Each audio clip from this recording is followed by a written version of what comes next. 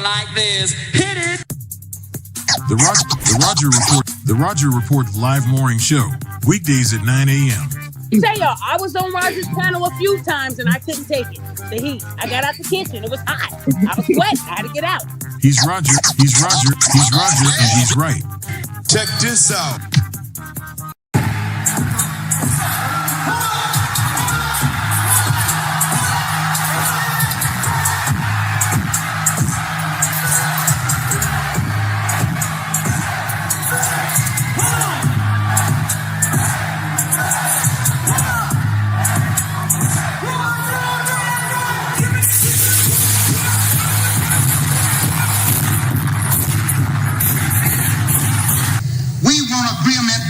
We can live or die. You choose. I have spoken to you a lot of times in hatred and anger, and you have not heard me. Well, you had better hear me today. If you won't listen to me when I make an appeal for the Negroes because you have no concern for the Negroes, listen to me when I make an appeal for America. You claim you love America. Well, we love America. But you are driving us back and you are making a Samson out of us, and we are going to pull down the pillars. And then you think we have no right to ask for something? Is it too much to ask you to grant us human dignity? Should we be put down and shot to death for this request? If so, you can aim your guns. What the hell do you think we care about dying if you're going to deny us the right to live? Good morning, folks, and welcome to another edition of the Roger Report Live, the best show on social media. If you are new to the channel, go ahead, take a moment out, hit that like button, because this is where you're going to find the best content on social media. And you don't have to worry about it because you're going to have me right here to make sure that happens. And if you've already been coming to the channel for a while, then go ahead, hit that like button, because you already know what time it is. And you know that this is where you're going to get the best content on social media. It's not a mystery to you at this point. You've seen other people do it. You've seen other people do it well. But what you have not seen is anyone do it quite the way I do it. So make sure you hit that like button. And everyone, yes, everyone, take a moment out to share the content, y'all. There are so many people who need to get great content like this. And it's just a small thing you can do to help the world be a better place. And isn't that what we want at the end of the day? Don't we want the world to be a better place? Of course we do. So share the content now. Share it through your social media, share it through word of mouth, or even text someone's phone. But do what you got to do to help spread the word. All right, folks, today we're going to have what I'm assuming is going to be another great show, because there will be some perspectives shared in this particular one. That's my prediction.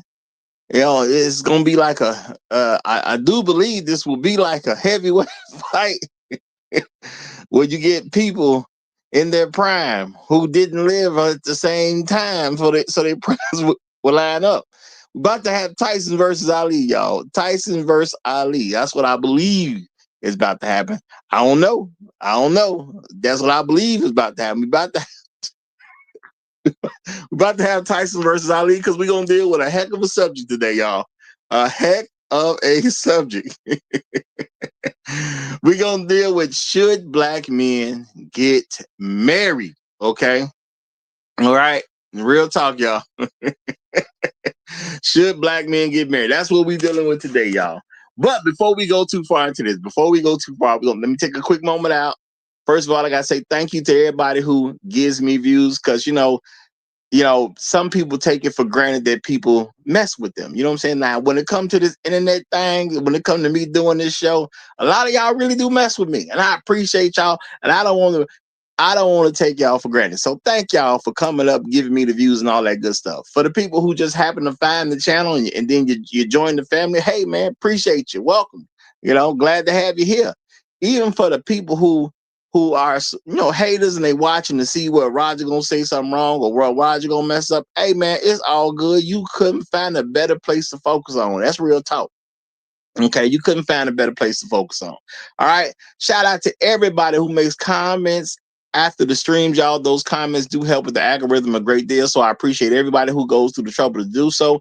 And I understand some people just make comments just to show some love, not to necessarily make a point about the video, just to show some love. And I appreciate that. I do appreciate that. Thank you, everybody who does that. And shout out to all the people who hit that like button. Y'all know that's a critical thing around these parts. The like button has to be hit, so y'all make sure y'all hit that like button. And they got this new thing, so y'all make sure y'all hype me up. Real talk. I mean, who else better to do it with? Real talk. Who else better to do it with? So make sure you hype me up. Now, there's also people who go above and beyond, and I appreciate every single one of them because I cannot do things the same way without them. Okay, can't do things the same way without them, and I appreciate it because they voluntarily fulfill this role. But it makes my life a lot better when they do. So shout out to everybody who does it, big or small. I do appreciate it all, and I want to say shout out to Swad Jones. He is the sponsor of today's stream, and I appreciate you very much. I appreciate you very much, y'all.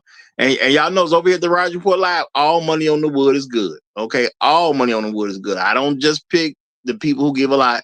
You know, sometimes people can only give a little. And when you can only give a little and you give it to me, you know, that means something. Real talk, y'all. You know, I appreciate all the big ballers out there. I do. I really do appreciate all the big ballers because they help my world be a little bit better. But when you don't have much to give and you give to me, I understand that's a big deal. So thank you very much to everyone. Not saying that about Swad Jones. I'm just saying in general, when you don't have a whole lot to give and you still give, that I understand how precious that is. So thank you to everybody, big or small. I do appreciate it all. And that's real talk, y'all. Okay. Now we gonna get into this, y'all. We gonna get into this. Now, I know that title is a heck of a title. Should black men get married? And I know some of y'all gonna say, well, you know, nowadays it's something, you know, every man needs to, but yeah, look. I understand, y'all. I understand. I get it. If other people listen to this channel, they get a little smart, I'm sure. They'll pick up on some things or two. But it's okay for us to be first. All right. It's okay for us to be first. All right. Shout out to you. The ones who down with us, they're gonna show up anyway. You ain't got to worry about that. The ones who truly down, who actually like black people, they ain't got nothing against us, they're gonna rock with us anyway. So while we talking about who's rocking with us, let me give, send some shout outs to the first people to check in. And y'all know how it goes. It's always great to start a show. And you got somebody in that piece like, boom, I'm here. Let's get this going. I'm ready for you. I'm ready for you. Now, if you come too early, it ain't going to take. But if you come at the right time, you going to shine. That's real talk, y'all. So shout out to my main man, 7'9", Kali Hakate. He is, and I believe this is his first one. So shout out to you for getting the first one in. Okay, you got it. You need a bunch. Everybody need a bunch, but shout out to you for getting your first one in. Shout out to him for becoming the Highlander of today's stream. Appreciate you big time, brother. Appreciate you big time. Now he always let me know when he here. But he doing it extra smooth this time. He ain't got to say nothing because he Highlander of today's stream. Shout out to you. Shout out to you. And shout out to Tunnel Runner coming right behind him. Great to have you, brother. Great to have you. We got Trail Bentley lining up right behind him. Hashtag Lone Little Visual Line Steppers. Hashtag Negroes in the Wilderness. Hashtag Dignity Over Vagina. Hashtag Al Gore's Babies. And my personal favorite, hashtag Hell Hydra. Shout out to you, brother. Shout out to you. We got the Righteous Teacher in the building. Great to have you. Great to have you. The Saute Sheriff is in the house. Mr. Suge to you is here. Good to see you. Boot Camp done pulled up a seat. Glad to have you, brother. Glad to have you. A really smooth brother to help keeps this show in an extra smooth place with the help of his peeps. Okay, shout out to Chef Mike's Round Table. The Pit Master is in the building. Always great to see you. Always great to see you. As he knows. Shout out to Mr. Me Too. That's a day one brother right there. Solid supporting day one brother. Great to have you, brother. Always good to see your name. Shout out to Afro Merchant. Great to have you. All my hoes demonetized. I see you done made a slight change with your name. I'm really curious on what that little change is. I'm definitely curious, but I know it's got to be something. Shout out to Inspired Truth Broadcast. Great to have you. Great to have you. We got Cap Pre 10 in the building. Great to see you. D, shout out to you, D. Glad to have you. Kevin 3905 is here. Shout out to you as well. We got Jalen Atkins here, y'all. Jalen Atkins is here. Shout out to you, brother. Glad you pulled up. Glad you pulled up. I hope you can make this a great home for yourself. Real talk, y'all. Now let's get into this heck of a topic, y'all. This heck of a topic. Should black men get married? Now I'm gonna tell y'all. You know, when you do certain streams, you know people should come, but I want y'all to take notice that see certain things happen because people feel some type of way. Okay. Now I ain't trying to throw nobody down. I'm just saying certain things should happen, y'all. Certain things should happen. I'm doing a show. It says, should black men get married? Who really should be over here, y'all? Who really should be over here with something like this? Shout out to Mr. Blackwell. Glad to have you, brother. Glad to have you. Great to see you, my brother. Great to see you. Okay. But y'all, when you do a show that say, should black men get married? Okay. And I see it at all my hosts demonetized. I see it. Appreciate that, brother. I appreciate it. I knew it was gonna be something smooth going on with it. Appreciate you, brother. Shout out to Floyd Thompson. He Floyd Thompson see what I'm dropping. He say the ladies, y'all. Yeah, should black men get married? Yeah, the ladies should take a real interest in something like this. Now, I'm not even saying they should stick, but they should at least come through the peep game and see if this trash or not. You know, you got to at least pick your head in there to see what's cracking.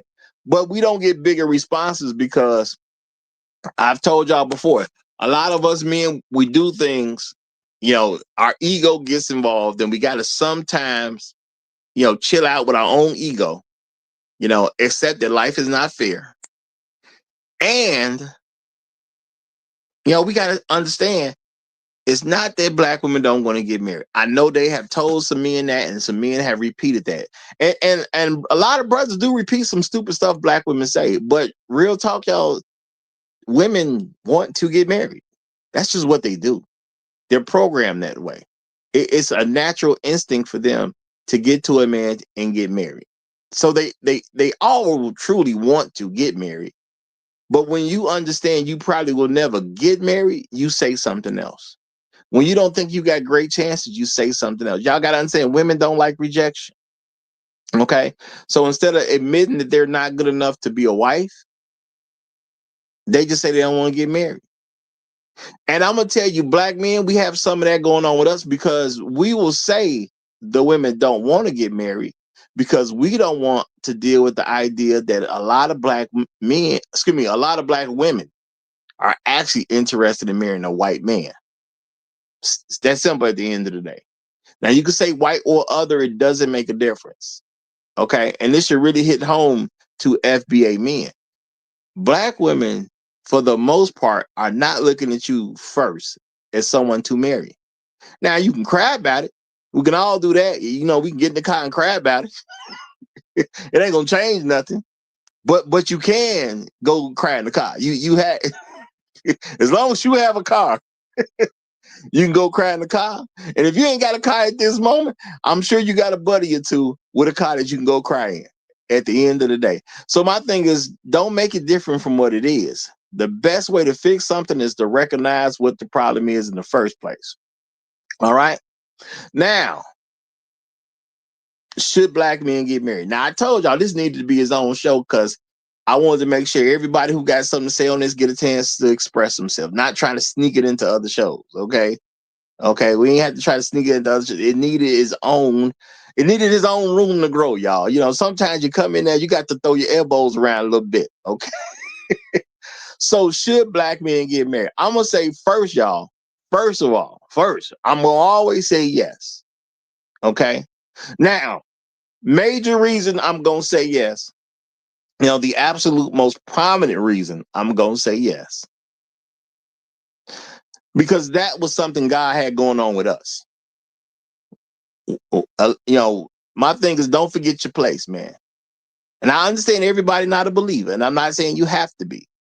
But I'm going to tell you, for me personally, why would I want to get married?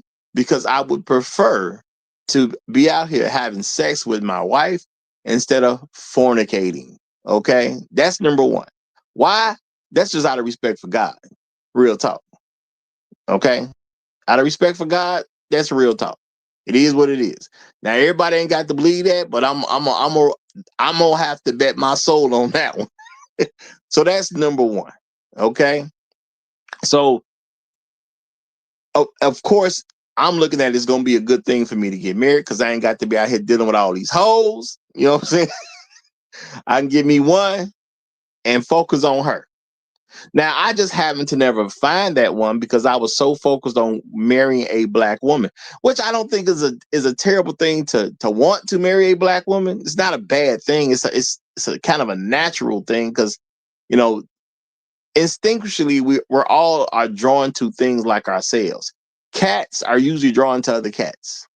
Okay, dogs are usually drawn to other dogs. Okay, horses are usually drawn to other horses.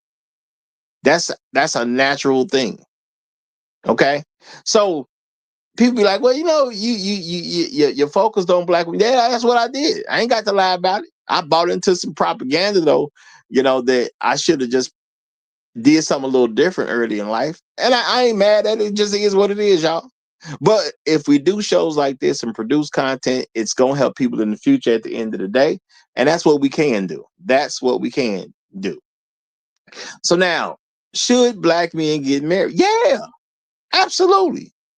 If you actually got to be exposed to a bunch of people with a lot of great marriages, which I was blessed enough to do so. Since I've been growing up as a baby, I've been exposed to a lot of people who had great marriages. Now, I know a lot of folks because, they have these negative viewpoints. They'll say, you don't know if them people happy. You don't know if them people happy. No, I actually know the people are happy. They would have to put up a lot of great efforts to hide the fact that they are not happy. Because luckily, I come from a big enough family where I can look at a bunch of different people being married. Now, understand, when you talk about a bunch of folks getting married, yeah, you have your family that you're blood related to, but you have these spouses that come from other families. They have nothing to do with your family. Okay? So that's random people in the world that are qualifying to become wives of men in my family. Okay? Now, it ain't like I ain't got no aunties too. So I can see my aunties and what kind of men they brought into their picture and who they married to. And I can say, I got some aunties that got some very respectable husbands. Okay? My aunties didn't get around a bunch of men that I was uncomfortable being around. Okay? I didn't have to, quote unquote, watch my back. My uncle had that. Okay? I can go spend the night at my cousin's house and everything gonna be fine because my uncle there. If some problems come up, I'm gonna handle it. Okay? See, I got a lot of great benefits because of the families that I belong to. My mama says a good family. My dad says a good family. I'm not saying this to brag. I'm saying this just so happened to be the case I was born into. We're all born into what we're born into. That's not our decision. Okay? We're born into what we're born into. If you want to call it luck, you can just say I got luck. Okay? So I've been talking to married people my whole life. All right? I know people that have been married so long, I don't remember them not being married. Okay, that's my worldview of people. I know people have been married so long, I don't remember them not being married. Okay, now some of these folks may have got married. Maybe I was 2, 3, 4, 5. I don't know. They might have got married when I was born, but I don't even have a memory of them not being married. So you know what? I've been talking to a bunch of husband and wives my whole life. Okay, not just my parents, not just aunties and uncles, not just my grandparents. You know, I have cousins that are so far older than me that they've been married for decades at this point. Okay. They were married people too. Now, when you are around married people, they get you around other married people. So, what is my viewpoint of marriage? Marriage is a wonderful thing. I've told y'all the institution of marriage is never a problem. The only reason people look at marriage as a problem is because of the people who choose to participate in it. You have people get married that shouldn't get married. There are men who marry women that really they never should have took a chance on. And see, this is the thing, y'all. I don't believe you should have a sour taste about marriage because at the end of the day, everybody's gambling. A lot of folks forget that marriage is a gamble. You do the best you can to pick the woman that's going to be right enough for you, and you hope it works out. But you don't get nothing guaranteed just because you're married. That's not reality. And I think sometimes we forget that. You know, we look at other people in poor marriages and we think the stuff they do, we have to do. Number one, as a man, if you look at another man who had a bad marriage, instead of mocking the man, instead of trying to take shots at the man, the better thing to do is to try to understand the man. How did he get into a position where he had a bad marriage? You know, you can learn from all kinds of things. But because a lot of us as black men have grown up in this gynocentric worldview, we look at stuff like bras do. Okay? We look at stuff as like bras do. And instead of looking at things and examining and figuring out what the problems was to avoid them in the future, we just want to talk bad about somebody. Now, shout out to C of Nathaniel. He say marriage is not supposed to be a gamble. Well, C of Nathaniel, I understand the sentiment, but realistically, it is a gamble. I'm not saying it should be a gamble, but it is a gamble. We don't have no guarantee somebody's going to be the right person later on down the road. All we can do is make the best decision we can based on the information we are able to acquire. And the thing is, most black men who run into a poor marriage, we're not viewing marriage the correct way anyway. Because let's keep it real, y'all. Y'all hear black men talking. You've been in conversation yourself. When black men talk about marriage, y'all talk about stuff from a woman's viewpoint. Marriage is rarely talked about what the man is supposed to get. Most men have no idea what they even supposed to look for. Let's keep it real.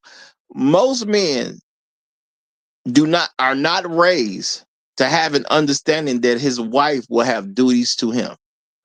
Most of us are raised that you're going to have duties to your wife.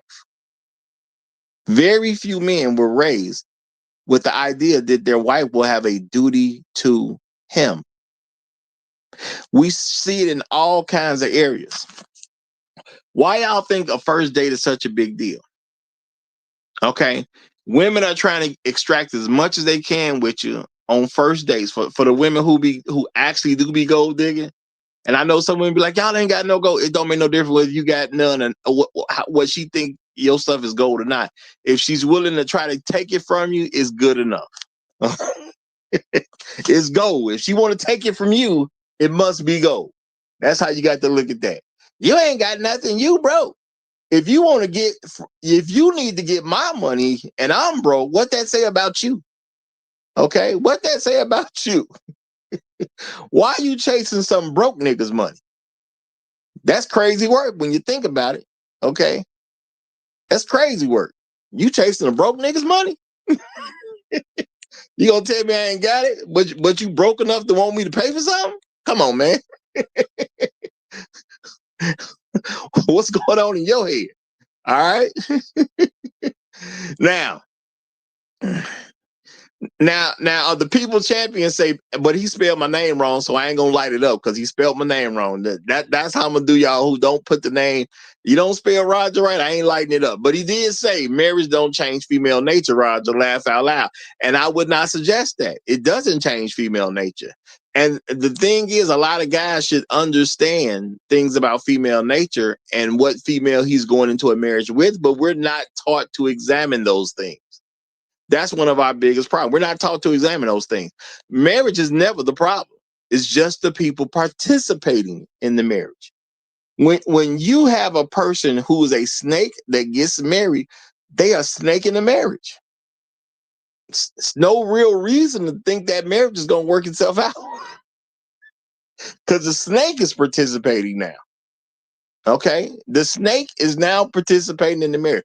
Is the marriage bad because a snake participated in it? No, the snake is just a snake. The snake gonna do what snakes do. Just because the snake get married, don't mean the snake gonna stop being a snake. So why would I expect a snake to have a marriage that works out? I don't expect that. See, I'm old enough now that I can look at certain couples and you see if you start getting information behind the couple, you can totally understand why the marriage didn't work out. They should have never got married in the first place. But a lot of us, we look at stuff and we skip past things because we have been grown, we have been, born and bred in this gynocentric way of living life. This gynocentric thinking. Men are told a lot of ridiculous things and we just accept it over time. And a lot of us, we just accept it because it's been quote unquote beat down on you for so long, you just accept that it's real. One of the major things out there is the happy wife, happy life. A lot of people truly accept happy wife, happy life. Okay, and I get it. We hear stuff like that. You may not hear that phrase, but you've been hearing it for such a long time. The man's job is to make sure his wife is happy. It's nice to help your wife be happy, but happiness comes from within. Most people are not really taught that happiness actually comes from within. You could be happy in prison. Now, is that the place I think you should go to learn how to be happy? Nah, I wouldn't recommend that.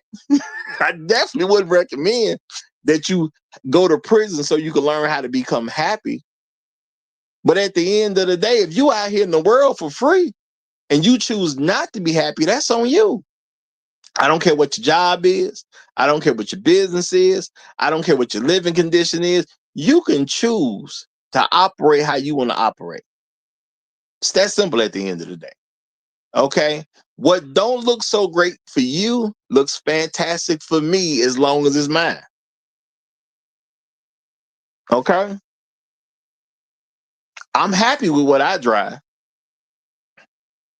I don't look at somebody in the Bentley and say, I wish I had a Bentley. No, I don't do that. I'm happy with what I drive. I've always been happy with what I drive. The very first vehicle I ever had, as old as it was, as bad condition as it was, I was happy because it was mine. Okay. Now, I'm not saying I ain't never wanted something else. No, at plenty of times I've been driving something and I wanted something else, but I was always happy with what's mine. It's okay for me to want to get something better, but I got to be happy with what's mine first. That's first and foremost. And because I want to be happy, I do believe that did create some barriers for me and the average Black woman, because Black women have expectations that they put on you. They have these ideas that they want to go forward with.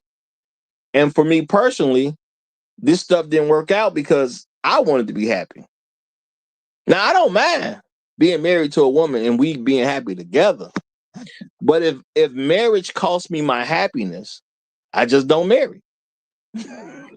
And I know a lot of folks got some feelings about the word happy or happiness and things like that. You're supposed to be happy you married the person you married. Marriage ain't supposed to cost you happiness. It's supposed to actually add to your happiness. But a lot of us ain't never been taught that. Okay? You don't get married to have a miserable time. You get married to have a good time. Now you do have to fight through life as it goes. You got to fight through life. You're gonna have situations that are gonna have to be dealt with. You're gonna have things that cannot be ignored. I'm not saying it's gonna be sunshine and peaches at the end of the day. But if I marry a woman, I'm gonna be absolutely glad I married that particular woman. It's supposed to be seen as some level of a victory. Okay, point blank period. It's supposed to be seen as some level of victory. Now, the thing is, because I wanted a woman that if I married her, it would be a victory for me. Now, I'm just gonna keep it real. That made it a little more difficult for me to find the right woman. Because when you're thinking with this idea that the right woman ain't necessary, you're a lot quicker to marry the wrong woman. You're a lot quicker to marry a woman that doesn't really owe you nothing, ain't messing with you like that. You know, you're so caught up in trying to make sure she good that you don't make yourself good. Okay. And a lot of men would even tell you, you sacrifice your happiness for the marriage. And I'm gonna say that's crazy work.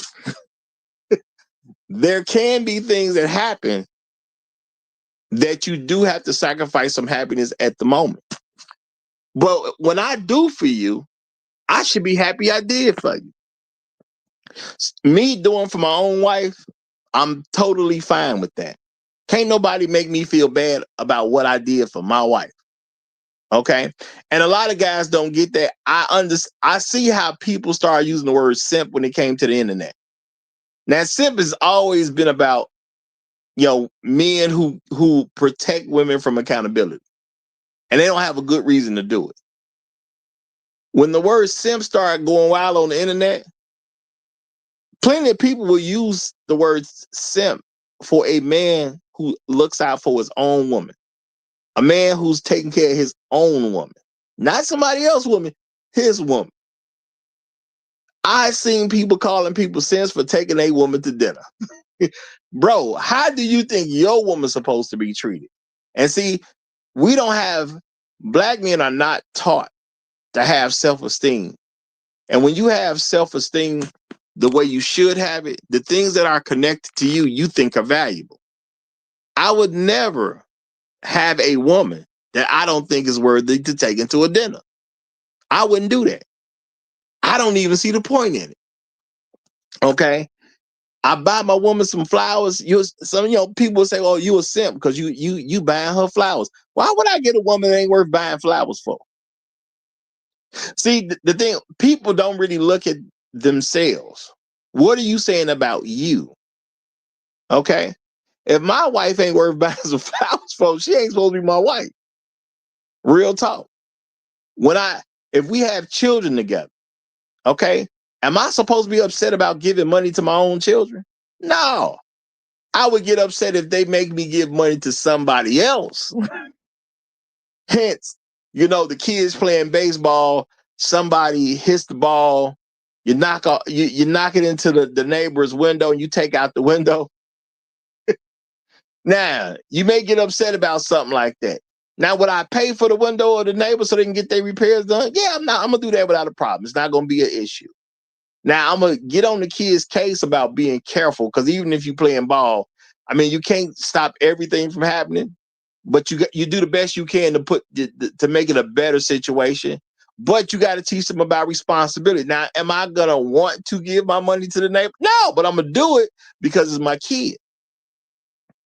It's that simple. And y'all, I personally don't understand the women who have issues paying for their own children. Now, I understand that women aren't men. I do get that. And we see the world differently in a lot of ways. I've never been able to figure out women complaining about paying for their own children. It just ain't never made sense to me at the end of the day. So you know what I do? I don't take any of those women seriously. Any woman who would have an issue paying for her own child, I just don't want to be the mother of my child.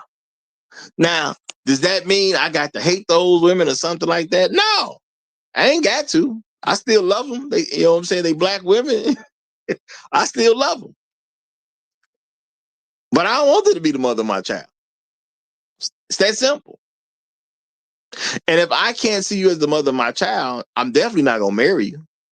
But does that mean I didn't want to get married? Because I met, I got older, started dealing with all these different women, and I met women who I wouldn't want to be the mother of my child. Does that mean marriage is bad? No, it just means I ran into trash women, and it's simple. It doesn't make marriage bad that I run into trash women. I was looking for a good black woman to connect with and just didn't find one. That don't make marriage bad. That just means I was fishing in the pool. Well, I was fishing in the lake, and there was better lakes out there. That's what I'll say. There probably was some better lakes out there where there's just more fish available. Okay, fish that are worth the trouble of taking home. I didn't understand America had an agenda to mess with black women in a certain way because they were actually attacking black men. I didn't understand that when I was younger. We're gonna tell these women all these different things so they're not willing to listen to you. I didn't get that when I was a youngster growing up. It took me a while to figure out that the average black woman is a white supremacist. And you know what? That's just something the average black man don't know. I understand that. Now, if you've been here for a while, you heard me say that before. And if you've been here for a while, I done had multiple channels, and I just tell the truth like it is. Not it's good to get into how we want it to be, but to get to how we want it to be, we got to accept what it is. The average black man ain't figured out yet that the average black woman is a white supremacist. Because white supremacy is an ideology. For everybody who just heard that and you confused, well, how is she going to be a white supremacist if she black? It's an ideology. It's not a skin color. White supremacy has nothing to do with skin color. It has something to do with, well, technically it does have something to do with skin color. But you can be a practicing white supremacist without being white. It's plenty of people on planet Earth that practice white supremacy that are not white. But the average black man, I must leave it to America. The average black man in America has no idea that the average black woman is a white supremacist. Not saying she's a white supremacist to talk bad about them or something like that. No. I'm talking about behaviors, how they move about, what they do with the system. They're fine with having a baby that's going to end up in prison because it doesn't affect their image. See, black women and the rest of society would tell you the reason a child went to prison is because their daddy wasn't around. So they don't have no problem raising a kid that's going to end up in prison.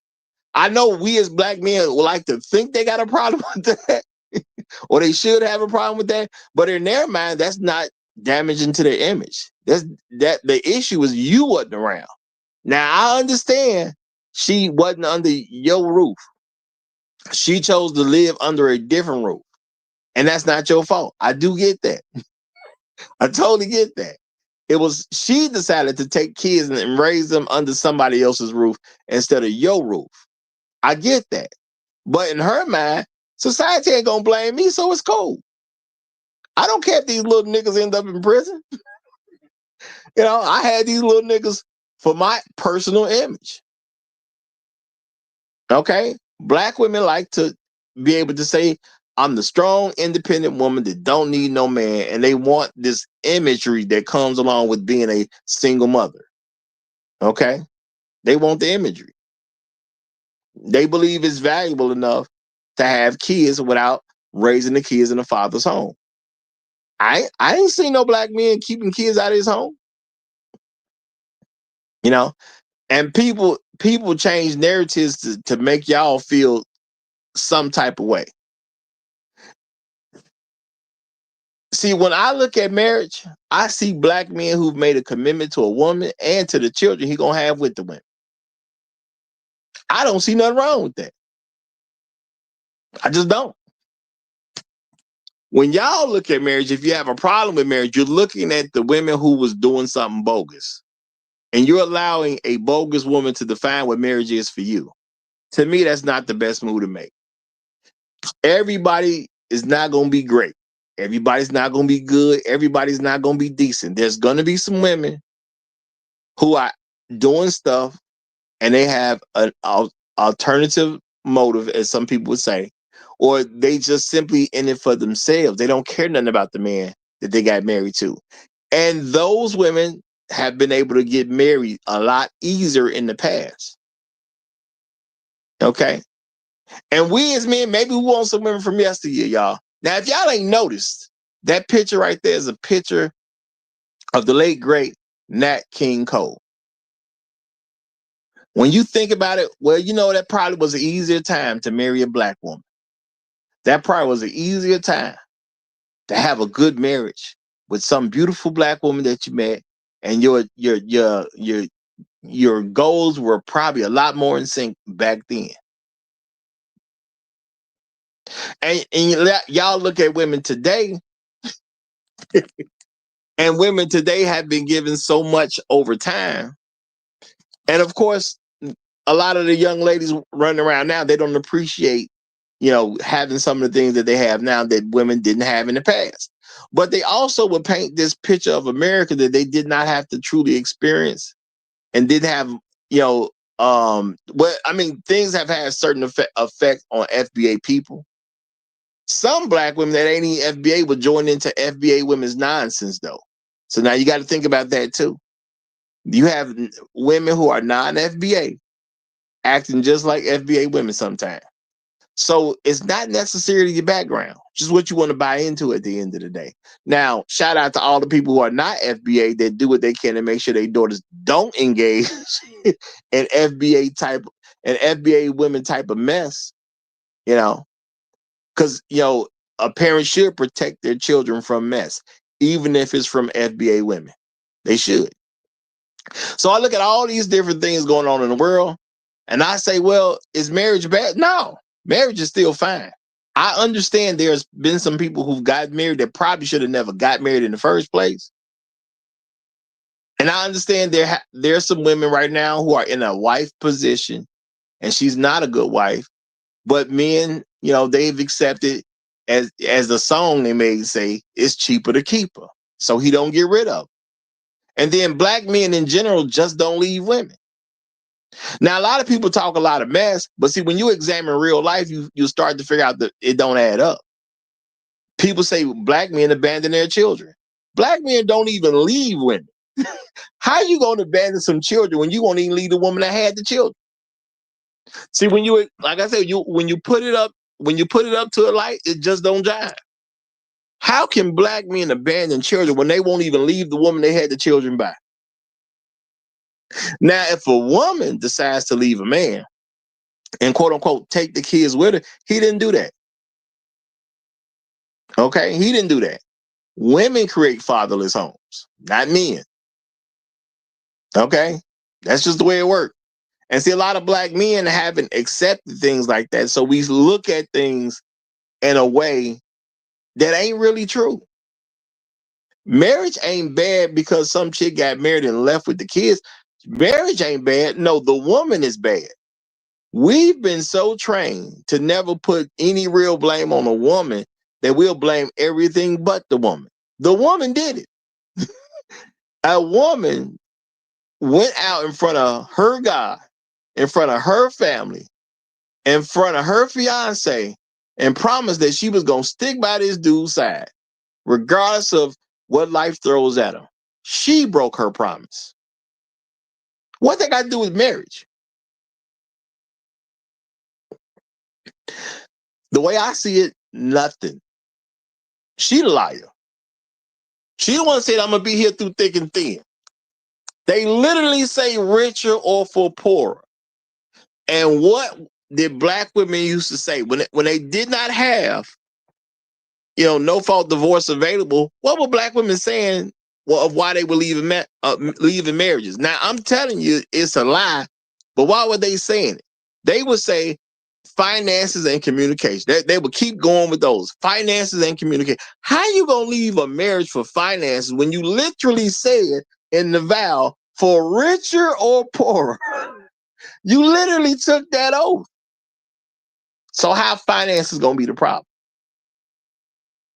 Now, the thing is, as a man, I don't look at marriage as a problem. The woman just simply lied. But a lot of men, we can't just accept black women lie. What's wrong with marriage because some black women lied? She said finances why she left. If I truly accept that she left over finances, that means she lied when she took the oath. Okay, when she made that vow, for richer or for poor, she just lied. That's it. How is marriage bad because she lied? I don't get that. But I do believe we have so many black men who just grow up in this world and we buy into this stuff that don't make sense. And I'm not mad at anybody for buying into the stuff. I bought into some of it because I spent all them years trying to get this black woman to be a wife. And I should have just started messing with them. Well, I can't say start. I should have took the other women seriously, which I never gave them a real chance. Okay. The white women, yeah. Asian women and all that. I should have gave them folks a chance. It ain't like I didn't know what he was. I grew up in Chicago. There was plenty of women around. I could have tried to make it happen with somebody else, but no. I'm trying to make it happen with this black woman. But now I'm supposed to see marriage as a bad thing because some woman, quote unquote, left over finances when she literally said in front of her family, in front of her God, in front of her fiance, that I'm gonna be that richer or poorer. No, I don't see a problem with marriage. It's just we got a lady that's a liar. That's all. Her being a liar don't make marriage sound bad to me. Okay, I just accept she's a liar. But a lot of people don't want it to be that simple. She didn't have to lie. She could have just told that dude the truth. Look, I want a man who gonna have me at a certain lifestyle. I can accept where we at for the moment, but I need you to get out here and get it for real. She could have told her man that. She didn't decide to. That ain't his fault. She said, for richer or poorer, I'm here. And she just simply lied about it when she could have just told the man what she wanted. Truth be told, a lot of men love women enough that had they simply told him what she wanted, he wouldn't have went out and made it happen. But she never told him. There was guys that he'd go to work, come home and relax, and he thought he was cool. Now, if she'd have told him she wanted a whole lot more, he would have got a second job. He might have started a business. Ain't no telling where he would have went had she just told him the truth. But she decided to be a liar instead of telling him the truth. And now I'm supposed to act like marriage is bad because that woman's a liar. But we got my main man Tunnel running here, so I'm going to give him the floor. And then we'll get Santana, who just came in right after. Go ahead, Tunnel Run. How you doing, brother? I'm doing good, doing good. Just wanted to answer the question. Oh, yeah, if you find the right woman, marriage is great. It's all about finding the right woman that's going to get on your program and follow you. And other than that, if you don't get the right woman, then it can be just as good as it could be. It could be just as bad. So you just got to find the right woman. To make it simple and plain, find the right woman that's going to work with you and on your program, follow your religion, do what you want her to do, and submit to you, which is a bad word, some people say, but she has to follow what you want her to do. If you need a woman to cook and clean, then that's what she needs to do. If you need a woman to pray with you, that's what you need her to do. If she don't want to do it, then that's when it becomes a problem. But that's why you shouldn't marry her if she's not going to willing to follow your lead. Okay, wise words, wise words. All right, Santana, you got it. Yeah, good morning to y'all. Good morning, brother. Me personally, I think marriage is a beautiful thing, Marriage can, I think, shape men up into the men they want to be. Plus, if you want to have kids, it's best to get married because you want to be able to. That's like the fastest way to build generational wealth when you got somebody with you and both of y'all building together.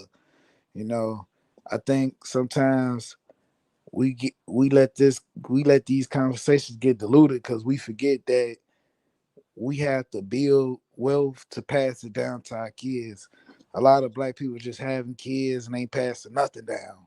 So it's like it's like we don't care no more about the kids. You know what I'm saying? We forget that marriage, yeah, marriage is supposed to be beautiful for you and your wife, but it's also supposed to be for your kids as well. You want foundation set in, you want structure for them. You know what I'm saying? That's the best way to do it for them. It ain't about you. I heard you say it's about your happiness. I can understand that, but I ain't gonna lie to you. More times than not, I hear females talking about happiness. Or if I'm not happy, I'ma just leave. Or to me, marriage ain't about happiness to me. Cause it's gonna be times that I'm happy. It's gonna be times that I'm not happy. I can't base my marriage off of happiness. You know what I'm saying? Yeah, we gotta understand that it's for the kids. If you really want kids, man, it's for them. You gotta pass something down to them. That's why, white people that got so ahead of us in the financial department because they know how to work together and build They wealth know how to together. steal together. That's why. They know how to steal together. We gonna keep it real. That's why they in financial position. They know how to steal together. But Yeah, Say let that, me but let me they let but me they break also got in. to. Let me hold on. Let me break in because you got a 2 minute opening statement. But 2 minutes is two Okay, minutes, and y'all be stretching these 2 minutes out. So let me get in here. that was Okay. 2 minutes. Yeah, brother. Okay, my bad. I'm sorry. No, it's cool. It's cool. Hey, it ain't nothing to trip about. But I just got to make sure everybody gets a chance to talk. Now, I did say something about happiness, and I also said men ain't even taught they supposed to be happy. Most men have no clue happiness is even on the table for themselves. I'm supposed to marry a woman. I'm supposed to already be happy. When I marry a woman, I'm supposed to be able to stay happy. I don't marry a woman that I cannot be happy with. I am supposed to be happy. I'm supposed to be living a great life. Now, you can't stay happy in all situations realistically. There's going to be some time where happiness will be fleeting. Somebody's going to die. Somebody's going to have an accident. Somebody's going to end up in the hospital. You ain't going to be happy at every moment. But you're supposed to already be happy, and the woman you marry is also to add to your happiness. But at the You end know, of the day, it's supposed to come from within. right, If you right. allow the world to dictate how you feel, it's a great chance you won't feel too good. Yeah, I seen an interview with Will Smith like some years ago, and he was talking about Jada, and I heard him say that it's not my responsibility to make her happy. It's not her responsibility to make me happy. But we have to go somewhere and find. She has to go somewhere and find what makes her happy, and I have to go somewhere and find what makes me happy, and then we come together and share our happiness. What, And so what that's how I always looked at it. look at how old Will was before he even accepted that. I can't say how many times he heard it before, if he ever heard it before, but look how old he was before he accepted that as reality. You can't make your wife happy. She got to and, already be happy with you. and Roger, respect is to me. Respect is the thing that I'm looking for more than Exactly. happiness. Respect me and follow my lead. And yeah, I stay happy, and my wife stays happy because she understands that I'm going to take care of her if she takes care of me. So that mutual respect and following my lead. When I tell her to put a long dress on, she puts a long dress on. So that respect makes me happy because she's listening and following my directions. And then I can, she'll be all right because I know what to do. But she got to do what she got to do for me. Sound about right to me. And see, y'all, this is where I get the way I'm perceiving how a lot of the black men have been coming off about marriage. You don't look at marriage as the marriage itself.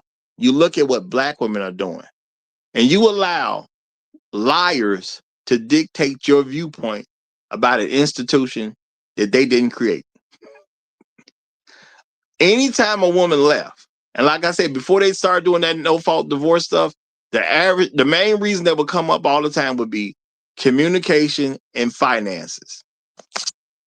How you leaving over finances when you already said you're gonna be there for rich or poor? See, when you just look at that on his face, that don't even make sense. So she just a liar. Now I can't say marriage is bad because you married a liar for anybody who did that. Okay, and I'm not talking down on no man just because he got divorced. Sometimes it is what it is, and you got to do what you got to do. I wouldn't wish a divorce on anybody. I see my own father have to go through stuff because he got divorced. You know, he ain't rich, but he had to buy a second home. You know, when you buy a second home, that's supposed to be something where y'all building family wealth.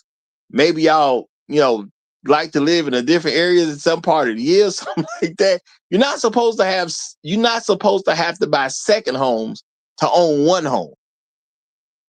So I understand this. It's gonna be very, very problematic if a marriage doesn't work out. And the thing is, black men are not taught that the marriage is supposed to work out for them. We live in the world as if marriage ain't supposed to be good for us, which is why a lot of us will end up in a very bad situation because we was never told to look out for ourselves. I can have a wonderful wife, but I got to be good first. What's the point of me having a wonderful wife if I'm not good? It's like somebody giving you $1 billion. If I gave you $1 billion today, that sounds good. But if I told you I'll give you $1 billion, but you only got 24 hours to live, now it don't sound so great. Now, depending upon your age and what you have done in life, I'm not saying it wouldn't be a small fraction of people who would say, give me the $1 billion and the 24 hours to live. Some of y'all would be older people. Y'all have quote unquote felt y'all lived y'all lives. Y'all would take the money, set your kids up and things like that. Some folks gonna do that.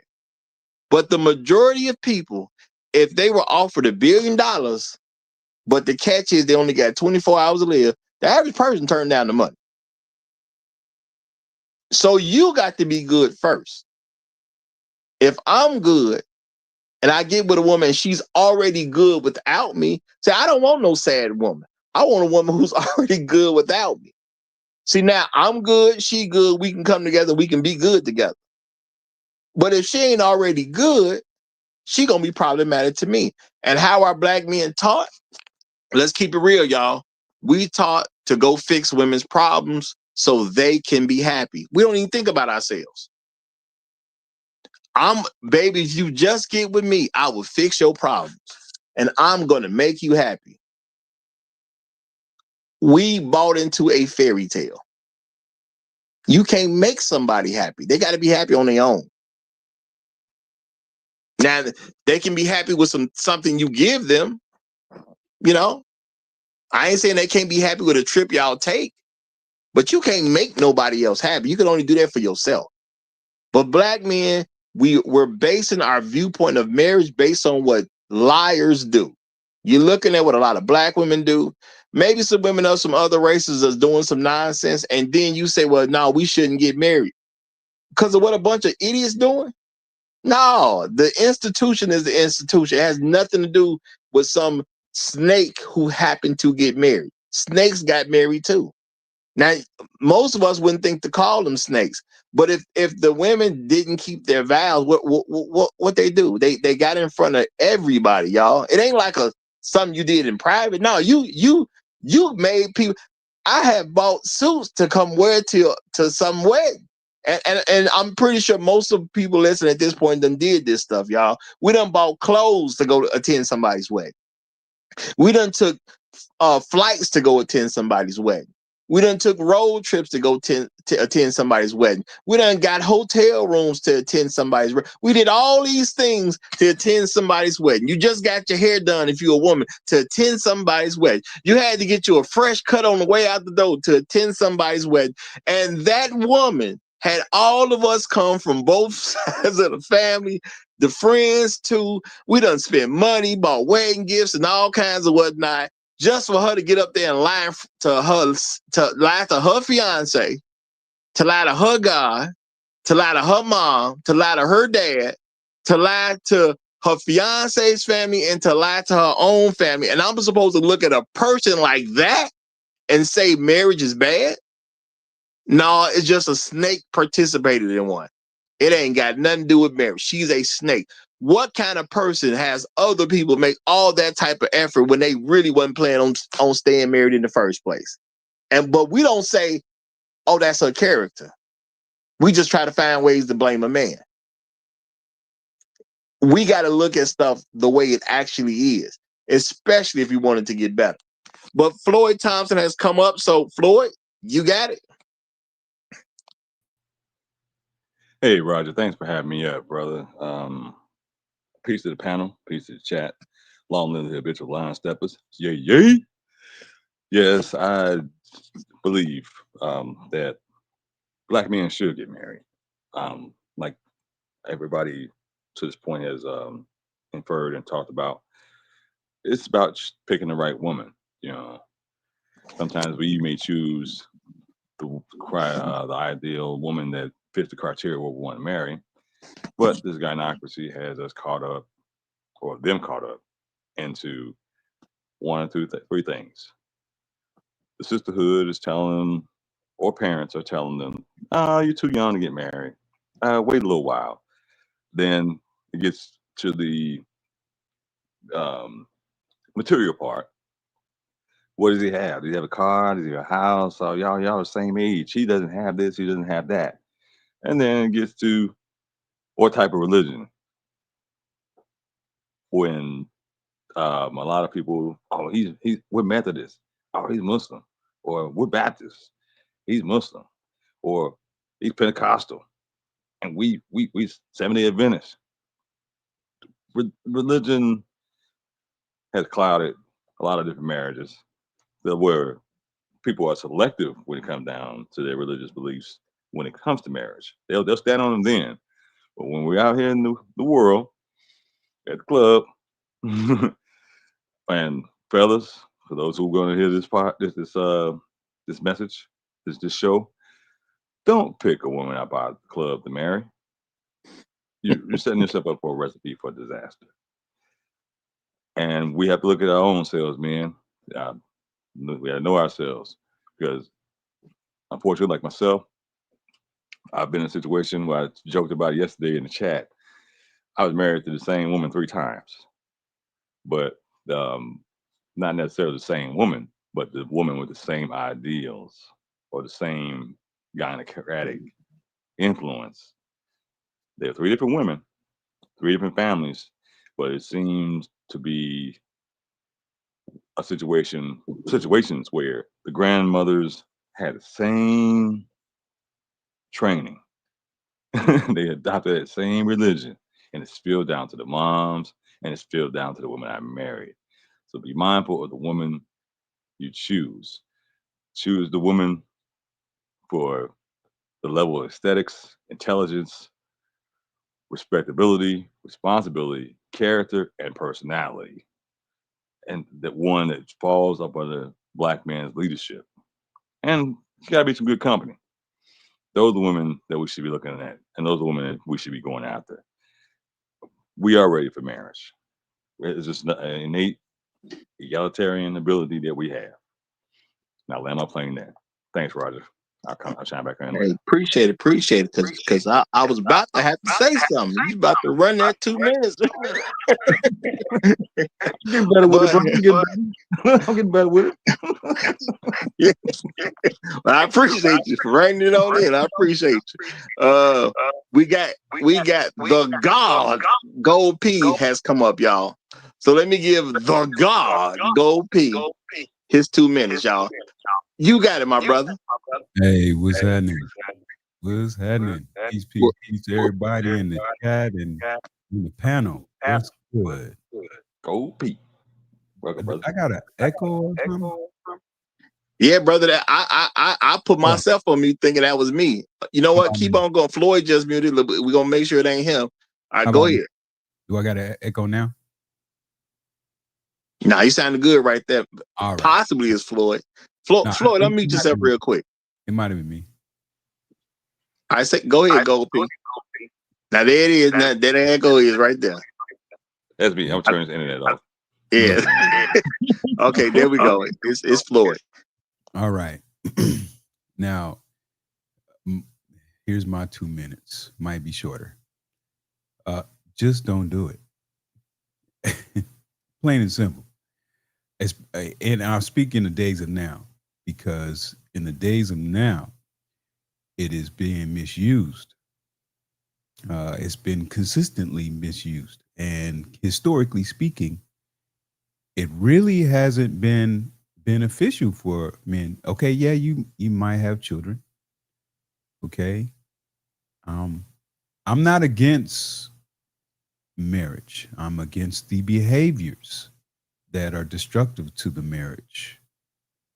And we've seen a number of destructive behaviors that have been put out there against men, against brothers, especially we speaking about brothers, that have been destructive, not only to the relationship, but in regards to that man who genuinely went into the relationship with the idea that he's going to build a family, not only take care of himself, but his woman and children. But historically speaking, especially in these last years, recent years especially, it has not been beneficial for the man to be married. And I would say that the man should not, but the brothers should not marry. You don't marry the looks, you marry the behavior. Now, Roger, you made a analogy in reference to, yeah, the man picked a snake. One man picked a snake, or this man. Well, Muhammad Ali gave the analogy. He said, hey, if there's 10,000 snakes outside your door and only a few of them are non-poisonous, am I to open the door to find out which one is not poisonous? Now, I'm just saying, using it as an analogy. I'm not saying that all of them are snakes. I'm just saying they do have those traits. And I'll leave it at that. Okay, I'm gonna say that analogy is a fine analogy.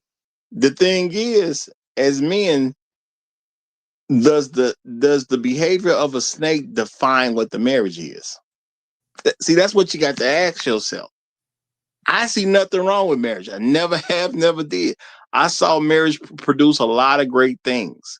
It is good for a man to have an agreement with a woman and they understand what they're supposed to do to get their agreement done. I can't say that's a bad idea. Okay. Woman say, hey, I want to be a housewife. Okay. She told the man that's what she wanted to do. Okay. And now if he cool with that, he cool with that. I actually got rid of a woman one time that I do believe one of her main issues was, because hindsight 2020. She kept telling me she wanted to be something, and I'm trying to help her be the stuff she's saying she wanted to be, and she really just wanted to be a housewife. Had she just told me that, I'm pretty sure stuff would have worked out way differently and way smoother, because she would have gave me the expectation that she gonna be at home and handle stuff at home. And I would have been 100% fine with that. But the thing is, that ain't what she articulated to me. She kept articulating to me, she wanted to do this, she wanted to be this, she wanted to be that.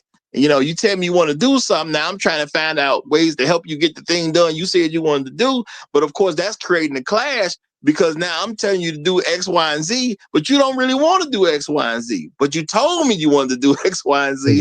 So I'm moving in that direction. So why marry her? The thing is, I didn't. You didn't. I know you didn't, but I'm just saying in general, why would a man marry that? No, I'm not saying a man should marry that. What I'm saying is the issue that most men have is we've always been taught to focus on her. See, I had to focus on me. Why should I get frustrated and start having real issues where I might end up in a stroke one day or a heart attack, dying early, because she frustrating the mess out of me because I'm trying to help her do these things that she really don't want to do, even though she telling me she want to do them. It was up to me to pick up on what's really going on so I can move differently, which means, okay, now that I figured this out, she got to go. Okay. So hey, can I ask the guy the question? Yes, sir. Go ahead. Hey, do you think that men should have kids? Of course. I think it is up to the man whether he desires to have kids or not. I mean, I have to ask you, does that word should mean he's required to? We have to, if he wants to have children, then okay. If he doesn't, then okay. So it doesn't matter if he's married or not. Well, before the word marriage, people were having children. Your question was, Nancy, I would tell you straight up, the only reason I don't have kids because I don't have a wife. If I would have met a woman good enough to be my wife, I'm pretty sure I would have children right now. but his question was, should a man have children? Yeah, no, but I did say yes. No, he asked me that. He asked Well, he me. said he was asking us in general, I think. Yeah, No. I was asking in general, but it was really based on because he said that he think men shouldn't get married, but you saying that they should have kids. No. I said if he desires to have children, then okay. If he desires not to have children, then okay. Now, if it's in reference to should he be married first before he has children, well, I'm not against the marriage and the man having children in the marriage. I'm not against that. I'm against the behaviors. Look, in the days of now, we are witnessing the marriage happen and the female leave the marriage, even though the man is taking care of her and the children, being productive in the relationship. The question is, should he marry? And I say no, because we are witnessing in general what is happening from the West Coast to the East Coast, from north to south, across the world. We are noticing and witnessing this. If you are willing to put yourself in this situation with all the information that is out here now, then that is on you. So basically, I'm gonna say, you're okay with. Basically, hold on, real quick. Sorry. Floyd, you because that echo is you. Mute until you're actually ready to say something, because I don't want to have your echo really messing with the show. Or you can always reset your phone. It could be that if you can hear me.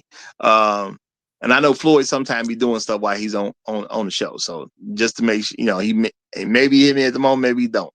But stay on mute until you're actually ready to say something, so we don't have that echo.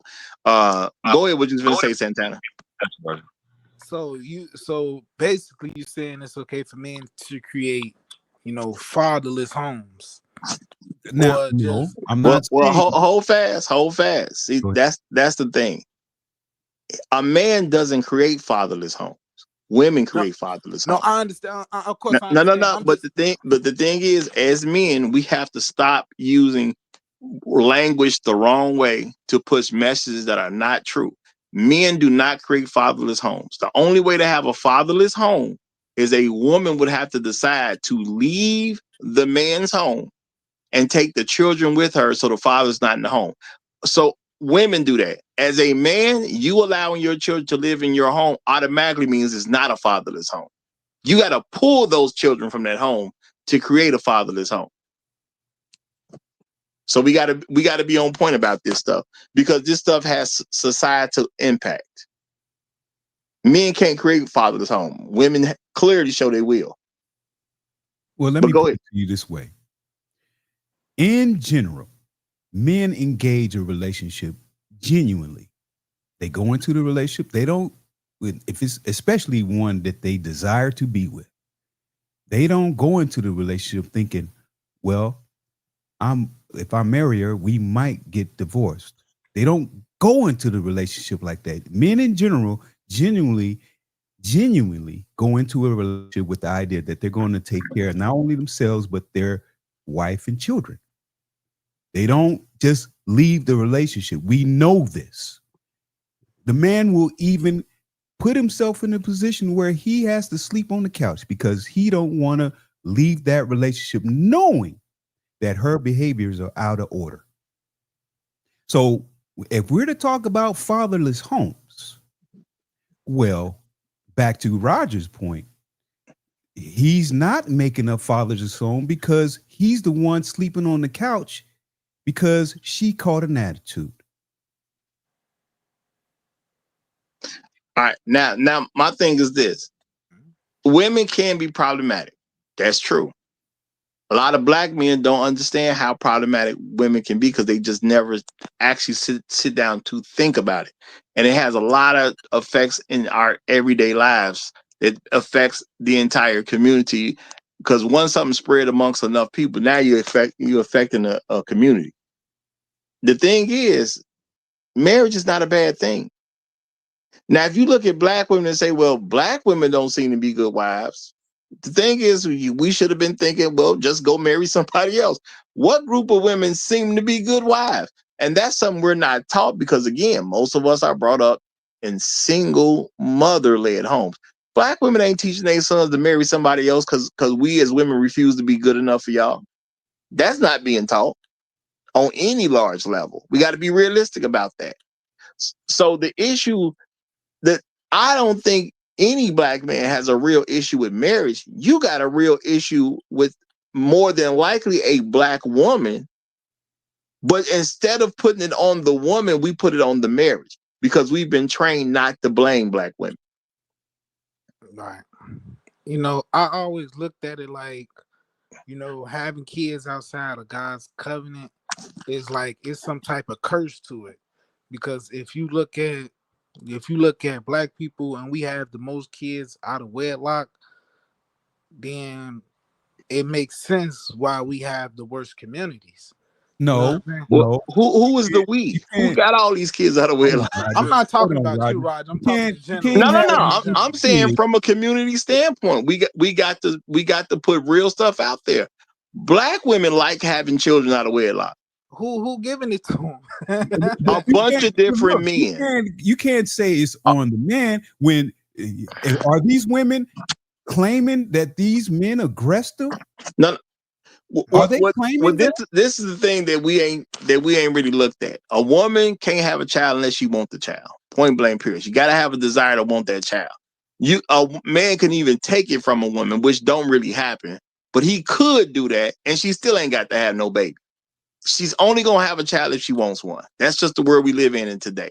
And who she's having a kid by, who knows? Because a lot of the women that you're referring to, they don't have no official record of who that child's father is. And you just assume it's a black man because she happens to be black. It's a lot of people having babies with black women that ain't black. Look. And if you can't say who the father is, stop trying to put unknown fathership on black men. If we don't know who the father is, it ain't us.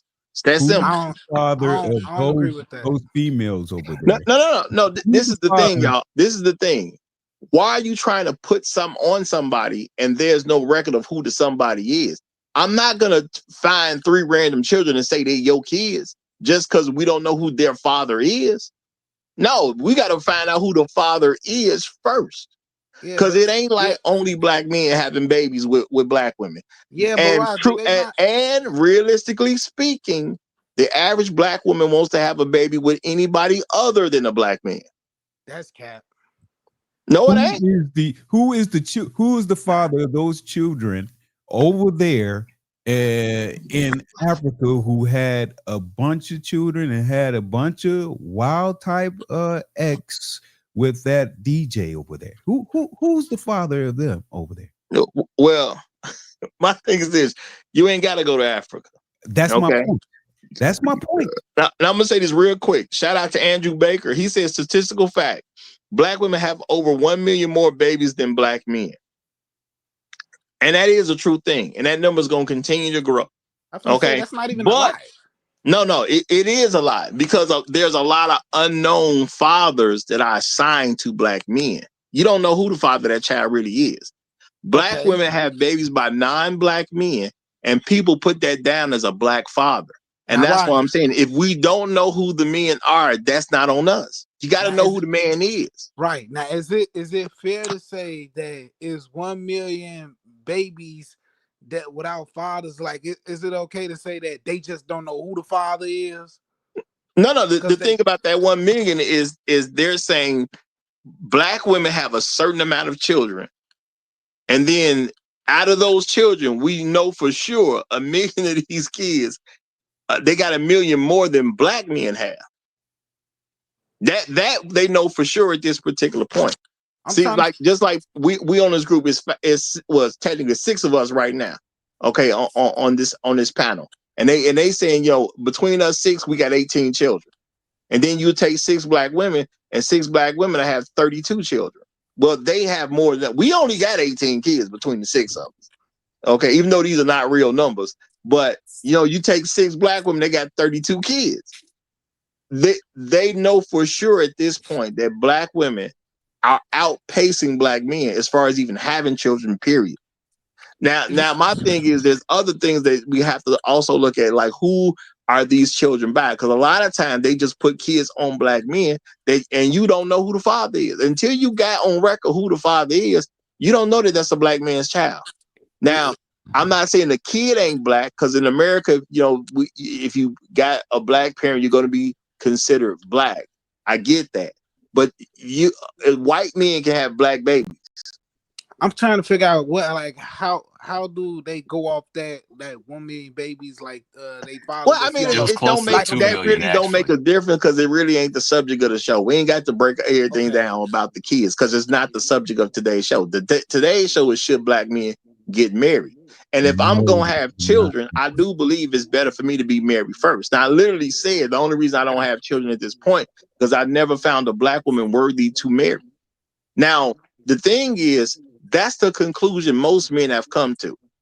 The women are not worthy to be married. It's not that they can't be, they just choose not. They're in a free society. They could be worthy of marriage. They just don't want to be worthy of marriage. But again, black men have always been taught to see things from a woman's perspective and don't even worry about your own. And we don't use common sense when we should. That's why you have some women who've been able to get married, and they should have never been married in the first place. So Roger, question is marriage only for people who are looking to have children? No, I'm not going to say that, but naturally people do actually want to have children. It's a very natural thing for a human to want to have kids. Now, if you get to a point that you don't want to have children, I don't understand why you would get married. Okay, so you have people who have children who are adults now. The one of the parents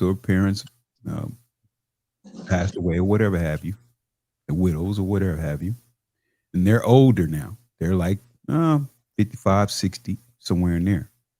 The kids are adults, and they're having a conversation about marriage. Should they get married or not?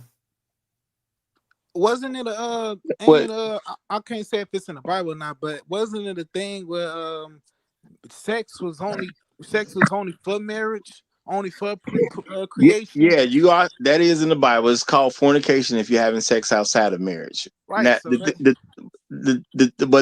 to answer the question, the thing is who you're talking about, because men and women are different. You can't blend the both.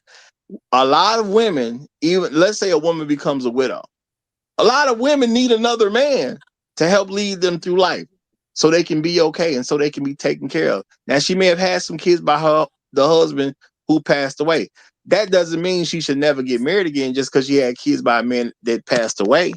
Now, men are not looking for leadership. So therefore, if he has a woman who died, okay, he's a widower, maybe he got 3 kids by the woman. He don't necessarily need to get married again because he may not be looking to have any more children. So he might be like, nah, I ain't really on that. But a woman, she should get married because it depends on what got settled before her husband died. We got to look at this in real terms. Some people have so much accomplished before the spouse dies. Some people did a whole lot before the spouse dies, and that woman can sit comfortably the rest of her life because everything's already squared away. Now, if a person dies, if the marriage is a younger marriage, meaning they only been married 3, 4, 5 years, life may not be totally finished where the setup is there. So when the husband died, the wife is good. That may not be complete at that particular point. So women are going to have different needs, and women do need to be taken care of. And if a woman, even if she's had kids already by a guy, if life wasn't already set up that when the husband dies, she good, it only makes sense for her to seek another spouse. So marriage should be only based on if they want children or not. No, I'm not saying that, because based on what I believe, there's a fundamental thing where God told us to be fruitful and multiply. So that's part of our charge. That's how I'm looking at it. I'm not saying everybody believes that. Okay, so he's now older. They're both older. I'm asking you, should the conversation be involve children? If they're older, no. There's people who get married because they just want the companionship at that point. If a person is already used to having a companionship of another person, now this could be somebody. This can be two 50-year-olds who basically been married most of their adult life, but the spouses have passed away. But they only 50. You know, probably got a good amount of life still left. Now, if they appreciate marriage and the companionship that comes with marriage, yeah, sure, they can get married again, and that won't be about kids. We can't just relegate this to just being if they want children. Well, I never did that. Well, but the question was asked of me, asking, should a man have children? And it's based on the idea that he should be married when he has children, as well as you said, you prefer to be married and have children versus not being married and having children. Well, the thing about that is there's kind of like family formation. Like you can have already have kids, and then if you get married, then you just blend in the two families, basically. Like how much is this person needing to be in your life type of deal. So marriage should not be just based on children. It should be based on having the perception that the relationship is you and her together living life. And if you have children, fine. If you don't, then fine. But marriage should be for people who want to be married. Okay. Right. So, I mean, we can let that. I don't know why you try to dig that so deep. But yeah, marriage should be for people who want to be married. And I'm going to say shout out to Faith Help. She said marriage is a death sentence. Faith Help, marriage is only a death sentence for bad people who shouldn't have got married in the first place. And that's it. You are not worthy of a marriage if it's a death sentence for you. I'm not saying you saying that about yourself, but if marriage is a death sentence for a person, you're not good enough to be married. It's not for you. You're something's wrong with you 9 times out of 10. Because why would you sign up to do something for decades and you expect to be miserable while you're in it? So if you see it as a death sentence, you're not the person to be getting married in the first place.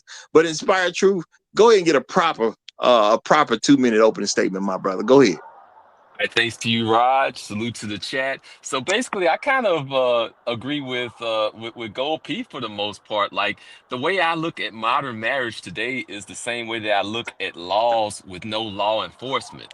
Like it's not real for real if nobody's going to enforce it. You don't have it enforced on a societal basis. You don't have it enforced on a legal basis. For the women at least, like the whole no-fault divorce thing pretty much eroded the real basis of the contract. So what you have here is kind of more of a suggestion rather than actual hardcore law, you know? It's basically an eroded thing. And then I saw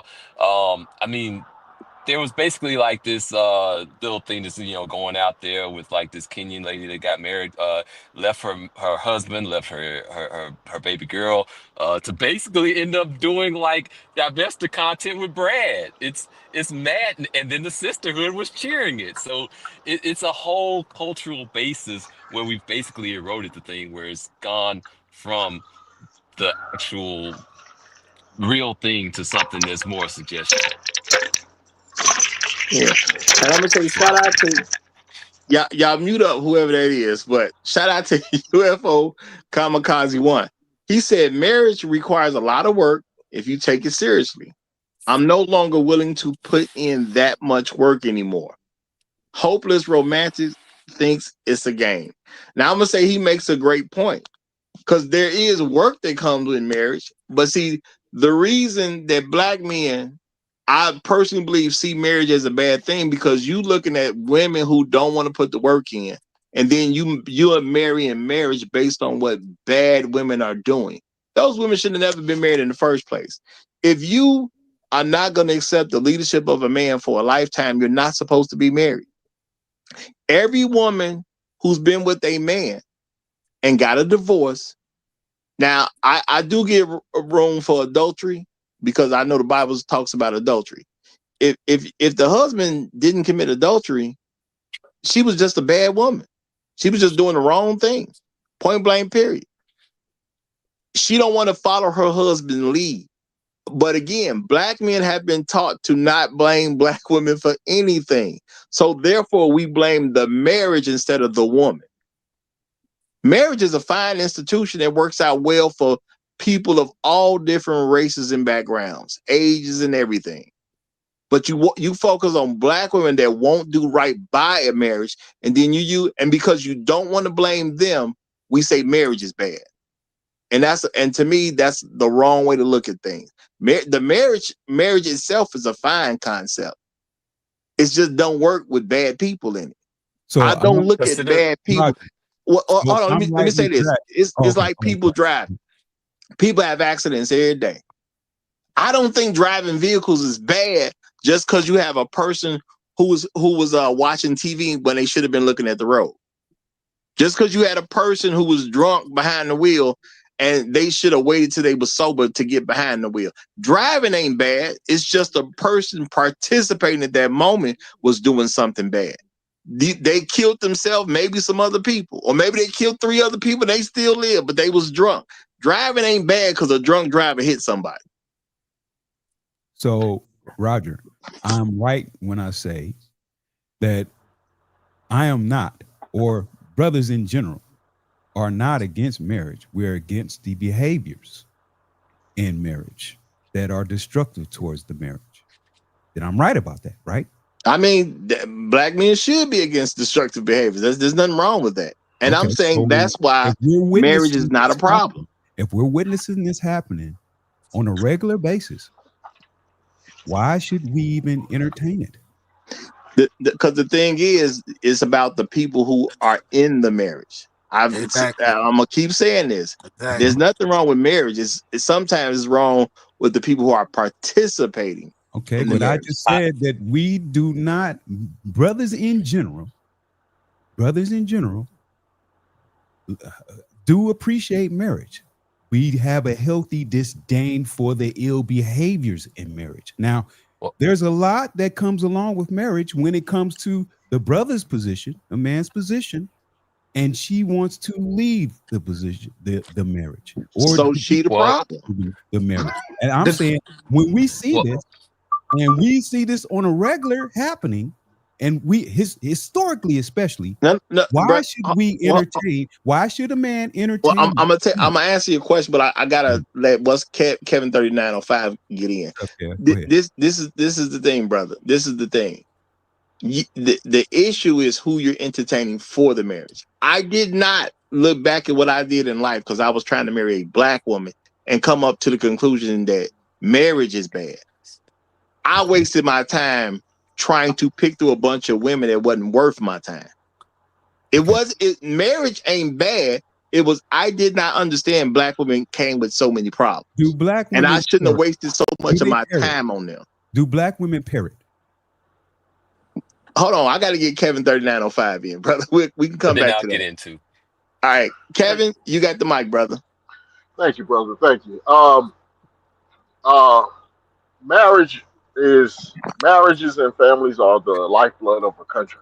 So if you care about the country in which you live in and you want to see it move forward, it is necessary that we get married. Okay. So I will say, yes, we should get married. Now, the question is, who should we be marrying? Because of the environment that we live in and the laws that we live in, it's just not a good deal to get married within the continental United States, right? So we need to be in business with the United States, but we need to be in love with the ideal of marriage somewhere else. You should not marry foundational black women. You should not marry women that are westernized at all. Well, I got a pushback here. Wait, hold on, brother. Hold on. I'm sorry. Let me get this other minute in. Yes, sir. The problem is we are searching for a needle in a haystack when we need to be going to the needle manufacturers searching for needles. You need to be going to where they produce wives in mass and choose a Right. wife. We're choosing wives from the wrong place Right. as a whole, as a collective. My brother Santana is a example of that. He tried several black women. He's had success with several black women as far as dating and being able to acquire them. But what did he end up with? He ended up with somebody who was prepared to be a wife from childhood. We should be following that brother's example. And I'll end my plane right there. Well, I'm gonna give you pushback now. Hold Listen, on. Before you get pushback, let me say this, bro. A lot of us, our ego gets in the way. I know a lot of y'all watching don't know. I done had multiple channels that were taken down because I say stuff that hits home. Okay, I keep telling black people to accept that life is not fair and do not let your ego get too out of control. See, I have to remove my ego. I was a young man. I tried to get married because to me, once you graduate high school, the normal thing to do is to get married to a person and start a life together. That's normal. You know what I'm saying? Again, y'all, I come from people who've been married so long, I don't remember them people not being married. Okay, just about not everybody, but just about every couple I know of that's related to me, they got married and stayed married. The divorce don't happen too much in my family. The marriage is literally in because somebody dies. That's for the most part what's going on in my family. Okay, I'm talking about my father's side and my mother's side.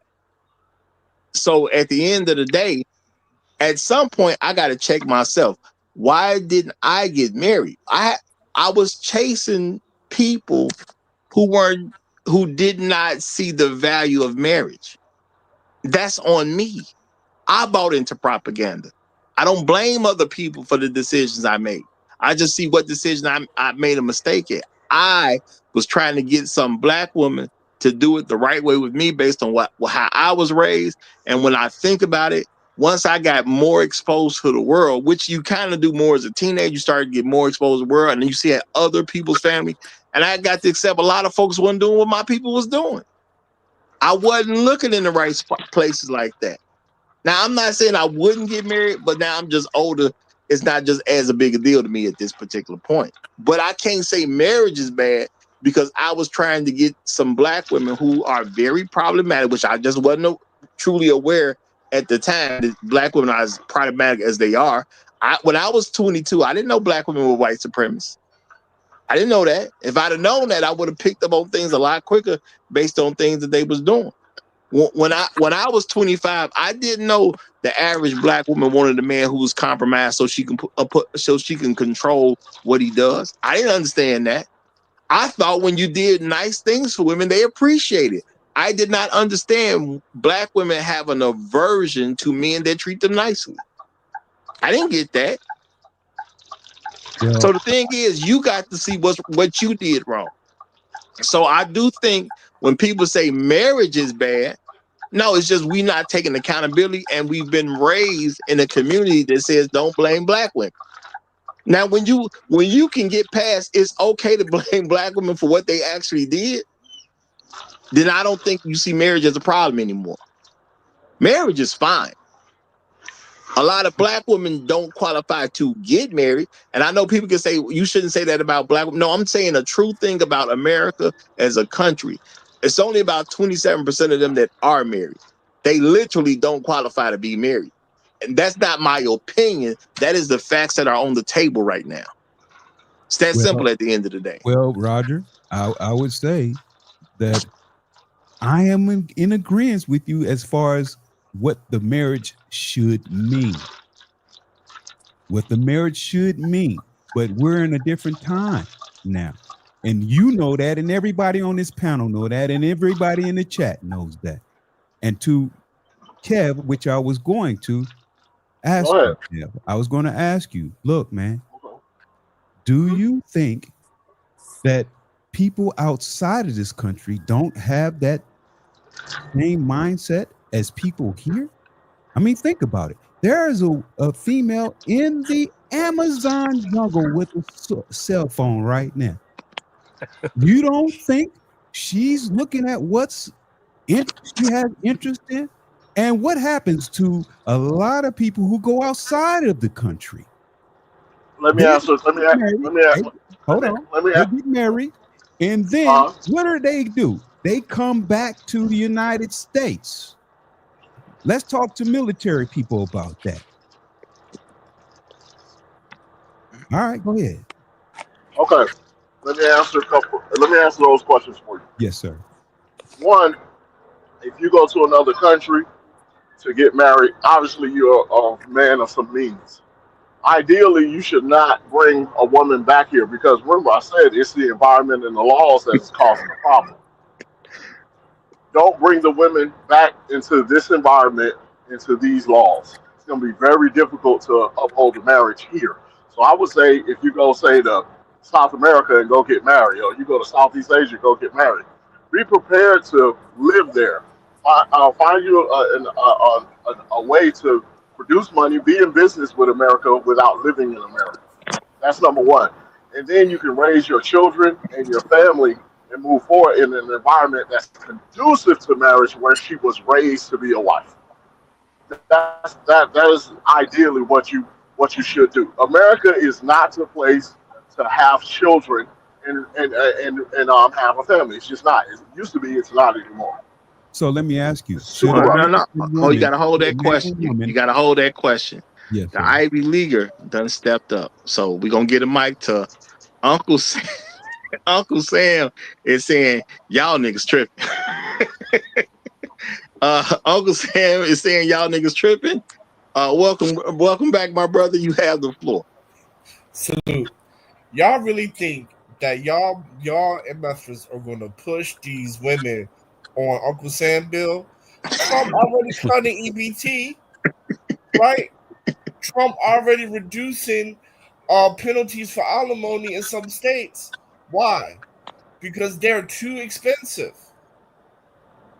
The purpose of marriage for society is that somebody got to take care of these older women.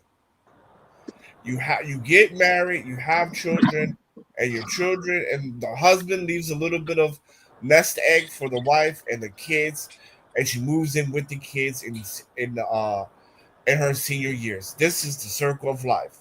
And now y'all niggas up here talking about not getting married. That is going to destroy the economy. Is going to ruin taxes. And furthermore, society cannot operate with a bunch of women being unmarried in their golden years.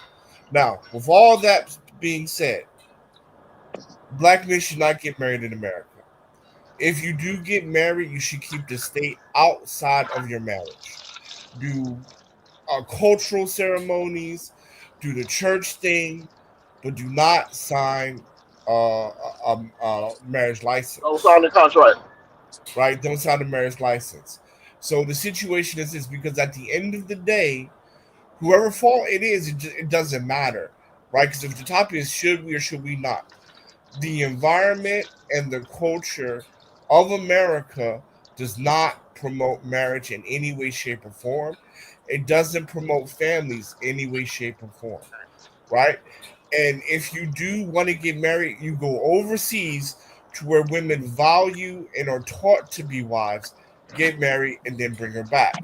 Because when we look at the statistics, right, when we look at green card marriages last 3 to 4 times longer than the average marriage. And the reason why the marriage rate is still at 50% is because the baby boomers still haven't died off yet.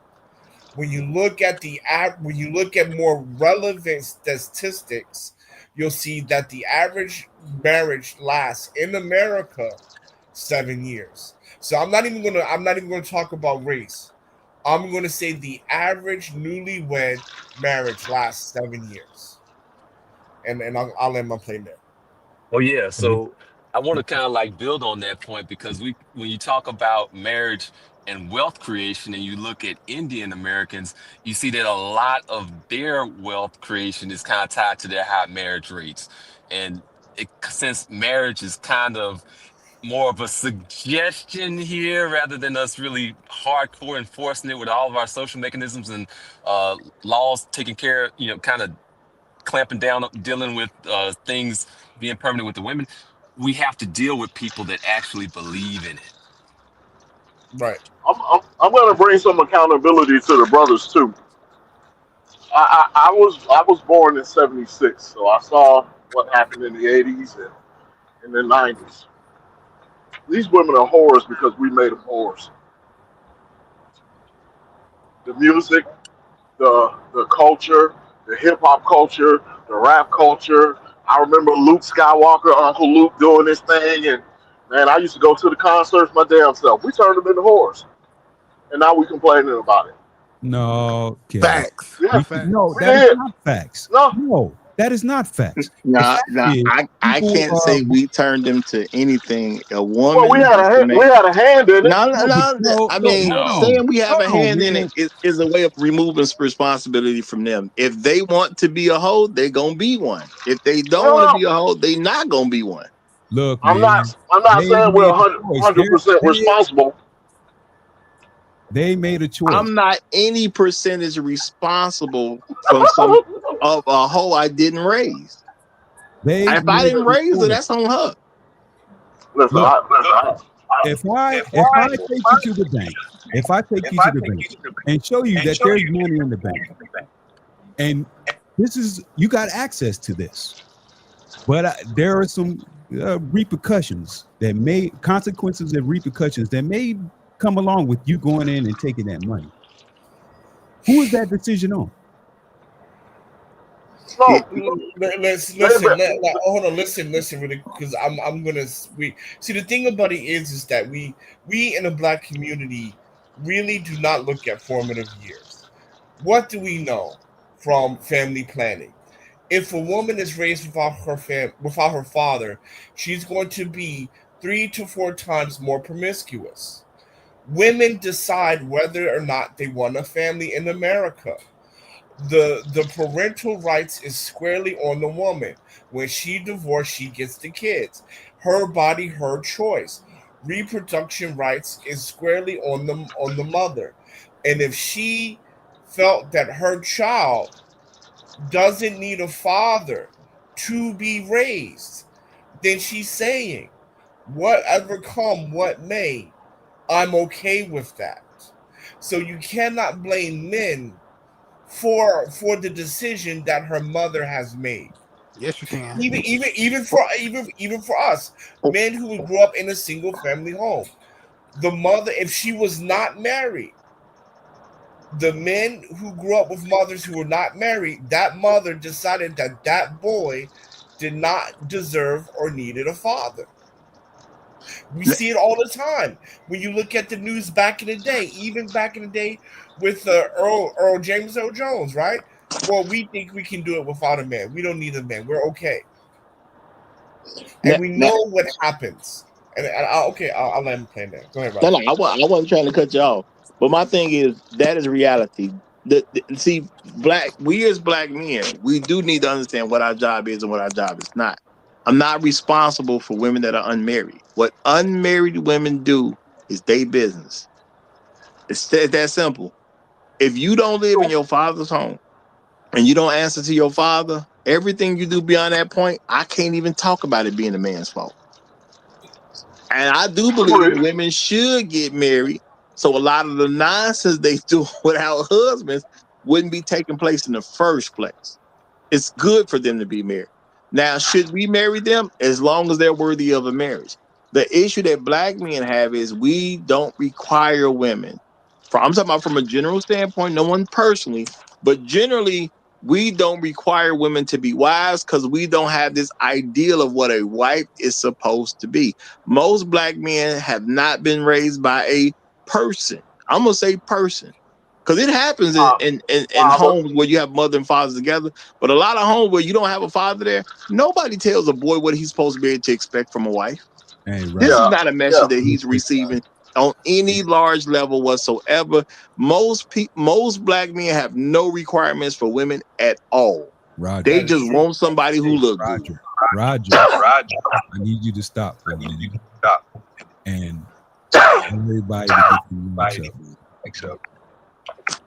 That's I know you want to go hard on your conversation, but tell everybody to get the mics up.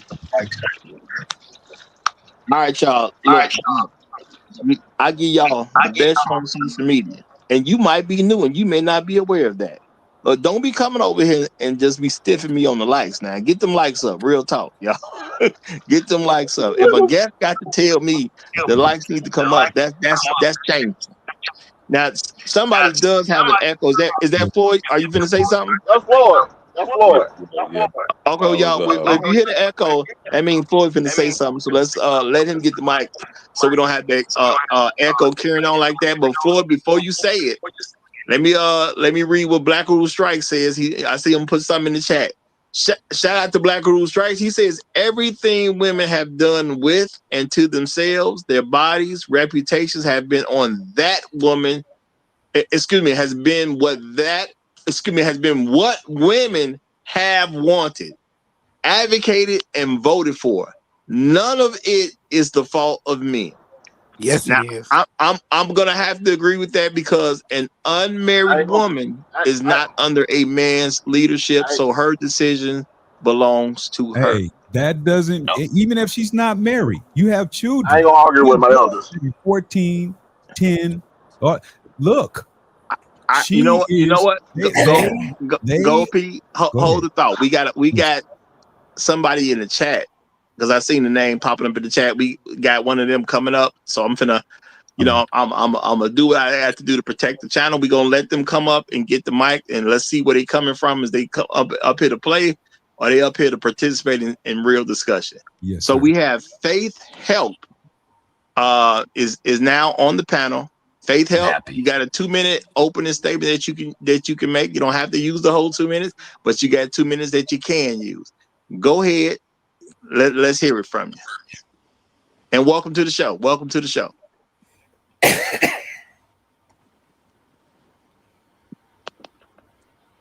Faith Help, you got the mic. Go ahead.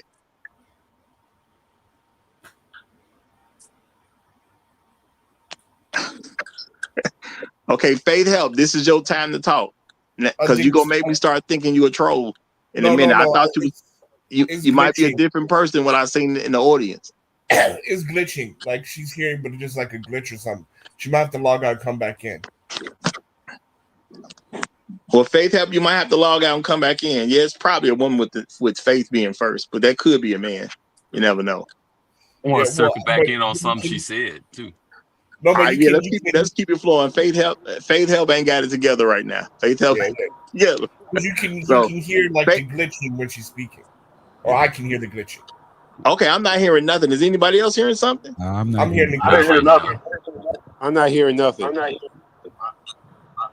right, Faith Help, I'm gonna recommend that you turn your phone off, reset it, and come back up. More than likely that that'll clear up your issue. Hopefully you hear me. But Floyd wanted to say something. All right, go ahead.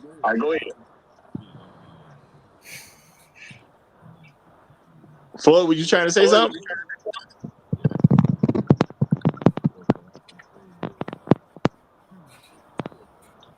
Okay, maybe Floyd is away at the moment, I guess. Let me go there, Roger. Go ahead, turn around. Yeah, I was going to say a lot of these women, especially these younger women, do not want to get married. There are some guys trying to make these women get married, and they don't want to get married. So you have to have a woman that wants to agree with you and wants to follow your lead, because a lot of these women right now, when you ask them, they're in a different direction. They're talking about career. They're talking about everything else but being a submissive wife. So you cannot marry those women who are not trying to go on your program. That's a big mistake. You have to get a woman who wants to from the get-go, is not trying to disrespect you, is respecting you, and wants to love you and wants to help you and be her and do what she's supposed to do as a wife, as a helpmate. And wherever you go, whether you go into South America, Africa, Asia, or Canada, you're going to have to find a woman with these certain mindsets. Tell them, Ron, would you say that black men in America real quick, before you say that Inspired Truth broadcast, I gotta say, I agree with most of what he says, but women do want to get married. There's a difference between not wanting to get married and not being able to marry somebody you want to marry. That's a difference. Black women want to get married just like other women want to get married. Their issue is, since most of them are white supremacists and they're looking for a white husband anyway, they can't make that happen, not in American society. And then, yes, they are. People are saying, "Well, I want to hold off and I want to get my career first and all that," because a lot of women are pursuing trying to be financially better off than a man, so they don't have to listen to a man. The women are not hiding this information. It doesn't mean they don't want to get married. That means I'm not in financial position to control a man, so I don't want to get married yet. That does not mean she don't want to get married. That's why you have women who are 35, 36, 37 trying to get dudes to marry them at that point, and they ain't been married in all this time. They couldn't get the white man they wanted. They couldn't get a non-black man who wasn't white either. And they wasn't in position to control the nigga from their perspective. Not saying they actually ever controlled the men, but in their perspective, I wasn't ready to control the man. So therefore, I just had to put it off till I was good to go. And that's why you see them around 40 years old really pushing for a marriage, because she thinks she's in a position where she now can control the man. But to say they don't want to get married, I believe it's an absolute lie that men should not repeat. We don't have to repeat stupid stuff just because women say it. Now, if you don't agree with that, that's one thing. But I don't see women who don't want to get married. I see women who hold off, but no matter how old they get, they're gonna try to get somebody to do. So men should not marry. Well, I was saying hold something fast. quick. We got two guys that just came up, y'all. We got Emperor then came up and Champ then came up as well. So Emperor Dessalines, you got 2 minutes. Go ahead, my brother. Good evening, gentlemen. What's I'm happening? very well on my side. Thank you very much. I know you're all right. The answer to this question is, for me, short answer, no. Long answer, I don't want to be like you Negroes, who, when you finally make it home from work, have to sit down in your driveway for 45 minutes because you don't want to go inside and deal with the she-devil. I don't want to be like you Negroes who are ultra providers neither, because y'all working so much that you don't even have the time to spend time with your family. You don't know what's going on in your home because you're always outside trying to make it. I don't want to be like you.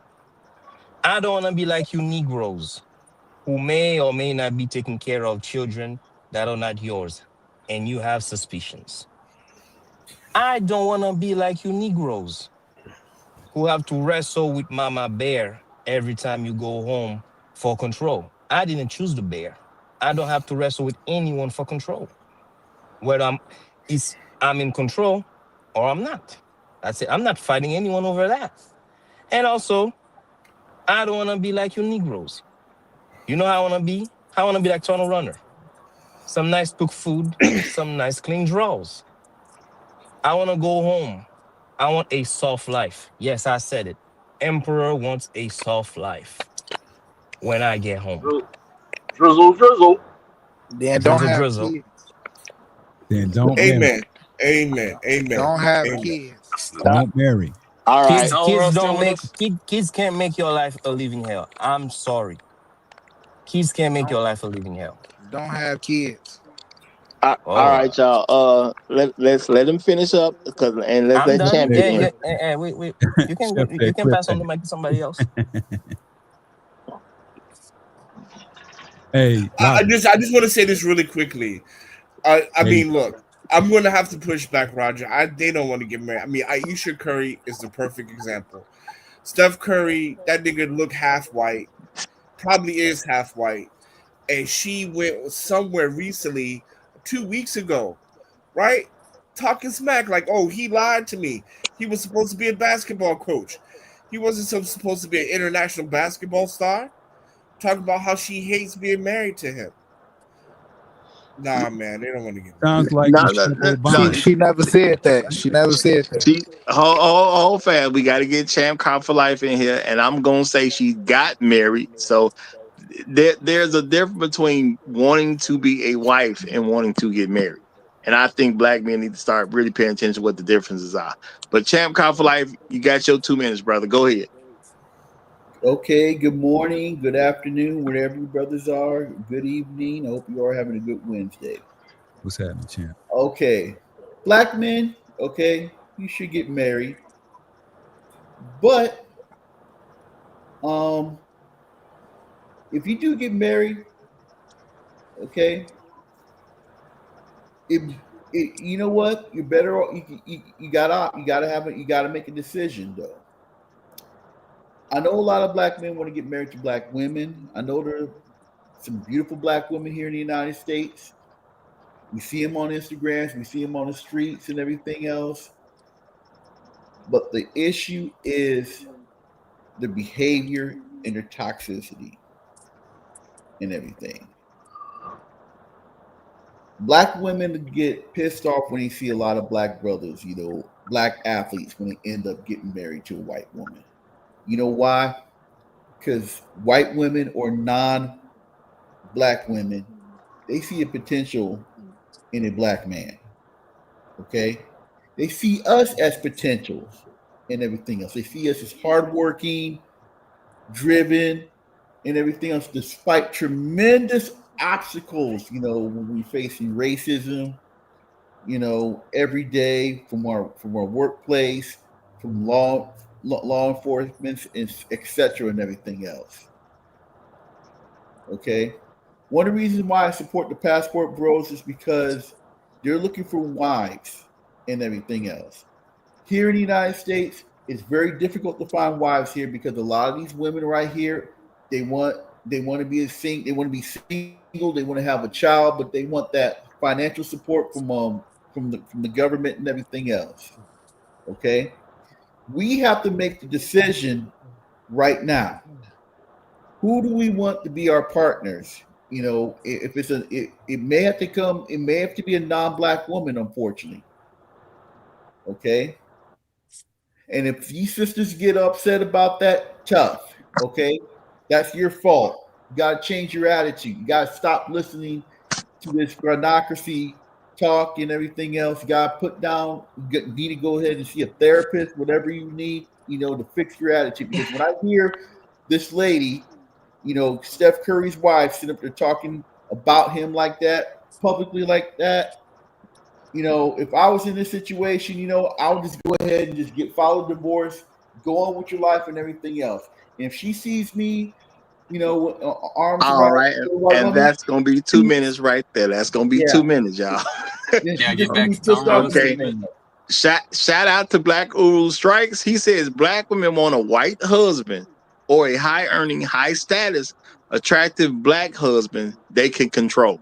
He's right. And I'm in full agreement with what Black Rule is stating right there. I don't know why you guys think that this mindset is only relegated to the so-called United States.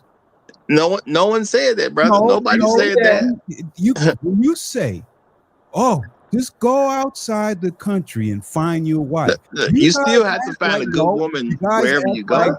They don't have internet over in Spain. Bro, nobody's suggesting there aren't trash women in other places. Nobody's suggesting that. They are suggesting what they are suggesting is that mindset. No, hold on, Gold P. What they're suggesting is the women so trash here they're not worth looking at. That's what they're suggesting. Mindset is outside too. What part of that you guys? Nobody is arguing that. Like, if you're going to go from America to the UK, obviously it's going to be the same. If you go to the Dominican Republic, where it was prostitute city, of course you don't get a wife there. Or Jamaica, of course or Jamaica. This is the thing. Here, you're going to be a sucker there. No matter where you go, you still got to find a good one if you're gonna marry. But the issue is your original analogy. If the issue is that doesn't mean marriage is bad. Just because you have bad women out there, don't mean the institution of marriage is bad. That's what I've been saying. That the behavior is what. If she has the wrong behavior, you don't marry her. That doesn't mean marriage is bad. How you it goes back to one of the panelists said it is like looking for a needle in a haystack. But there's more needles overseas than there is here. That's what it is. There's more needles over there. Because and still have to find them right here. See, a lot of the reason why the marriage rate is almost extinct here in the United States is because of what these ladies have been taught and everything else by their parents, by these lobbyist groups, from the feminist groups and everything else that's fund political parties and everything else, and what they're promoting. No, hold fast. That's why it's very difficult to find a woman to get married here. This is the thing. A lot of black men don't have nothing in them that's going to require them to get a good woman, because we have not been taught to do so. I've been saying that all show. Most black men don't have requirements for women. If we get a good one, we just get a good one because we happen to run into a good one. Most of us, we were never taught what are the things that I'm supposed to require from a wife. When you talk about requiring things from women, people get upset, especially because you a nigga talking about you gonna require something from a woman. And my thing is that is a reality, but that has nothing to do with the institution of marriage. The reason I didn't marry somebody is because I didn't meet somebody good enough to marry. I can't argue and say I couldn't get what I wanted. I hollered at women. I got what I wanted. It's just they weren't good enough to marry. That ain't got nothing to do with me. That's how they see the world. That's their lives. That's their family. That's their training. That's what they accepted and things like that. That ain't got nothing to do with me. I don't see marriage as a bad thing because I ran into women that wasn't worthy to marry. But the thing about it is, when we talk about marriage and the institution of marriage, you still need to have willing participants. And in America, the issues and the problems that all these gentlemen on the panel has talked about is extremely pronounced. Now, when we talk about going overseas, we're not saying overseas is utopia. We're just saying that the problems are going to be more pronounced in the USA or in the West than it is in the East because of just cultural values. That's the bottom line. But it doesn't mean that birds and thoughts don't exist everywhere, because they do. Nobody would nobody's arguing that at all. Disagree with that. But my issue with the whole marriage thing in America in that context is just unfortunately you don't have the necessary tools in America to be successful at it. You just don't have it.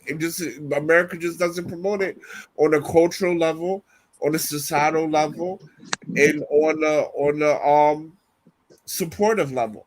It just doesn't promote it. What it promotes is get married, put that nigga on debt, get the house you wanted, and then just, make him beg about having to see his kids once a year. Roger. Roger, Roger.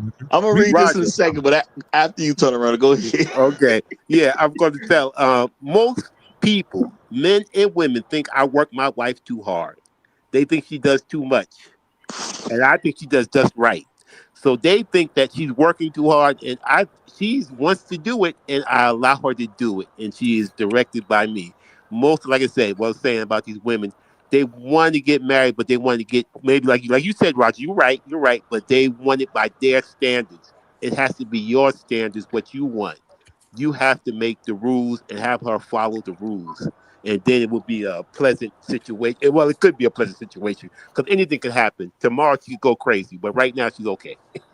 Tell me, Roy, you brought up something earlier about respect, and I just kind of want to know if you, in your opinion, if brothers here actually have an idea or real grasp of what respect actually is when we live kind of like a society that basically is just full and concentrated with black male disrespect.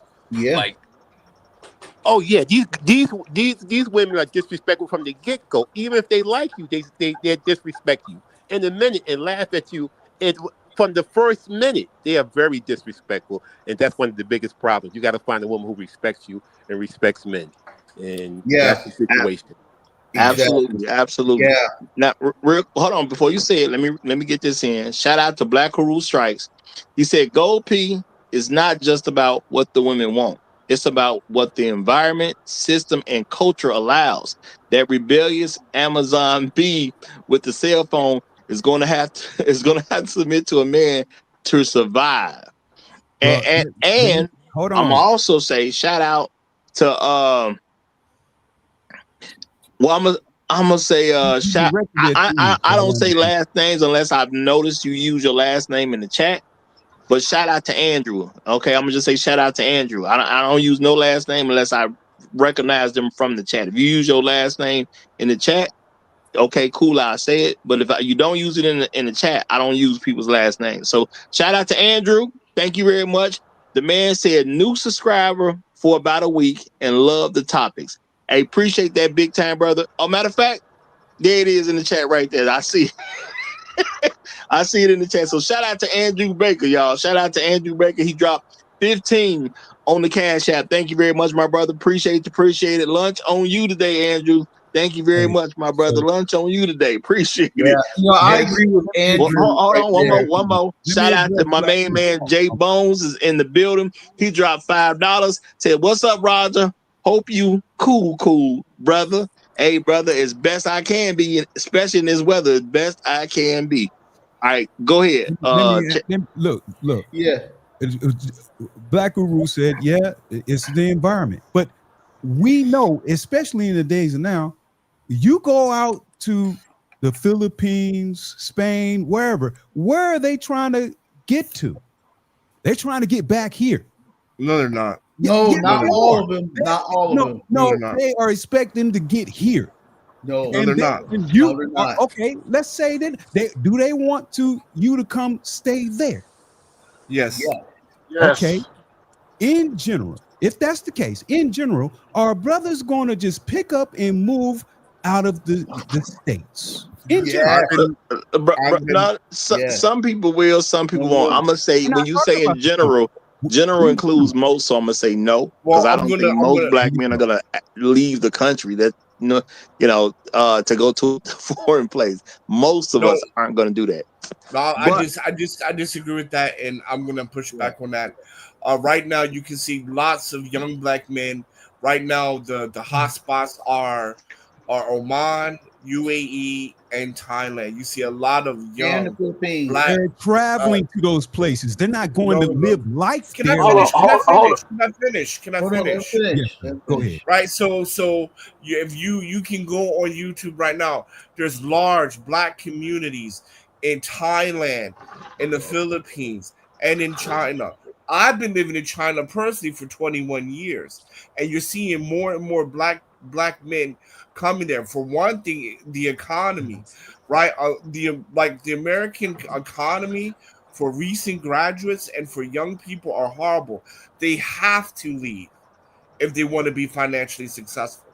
They have to go outside now, to where a U.S. degree is more acceptable than other places. So you're going to see more and more people traveling because, number one, the economy is horrible for young people, especially young black men who don't have trade. Now, if you're in a trade, then you're good. But if you don't have that, if you only have a high school degree, a high school diploma or education, you're going to have to be looking elsewhere. That is the new normal. That is the new normal. So you're saying that when men or brothers, that's where we're at, should black men get married? Brothers. You're saying that brothers are moving en masse to countries that are experiencing a significant amount of challenges with their economy.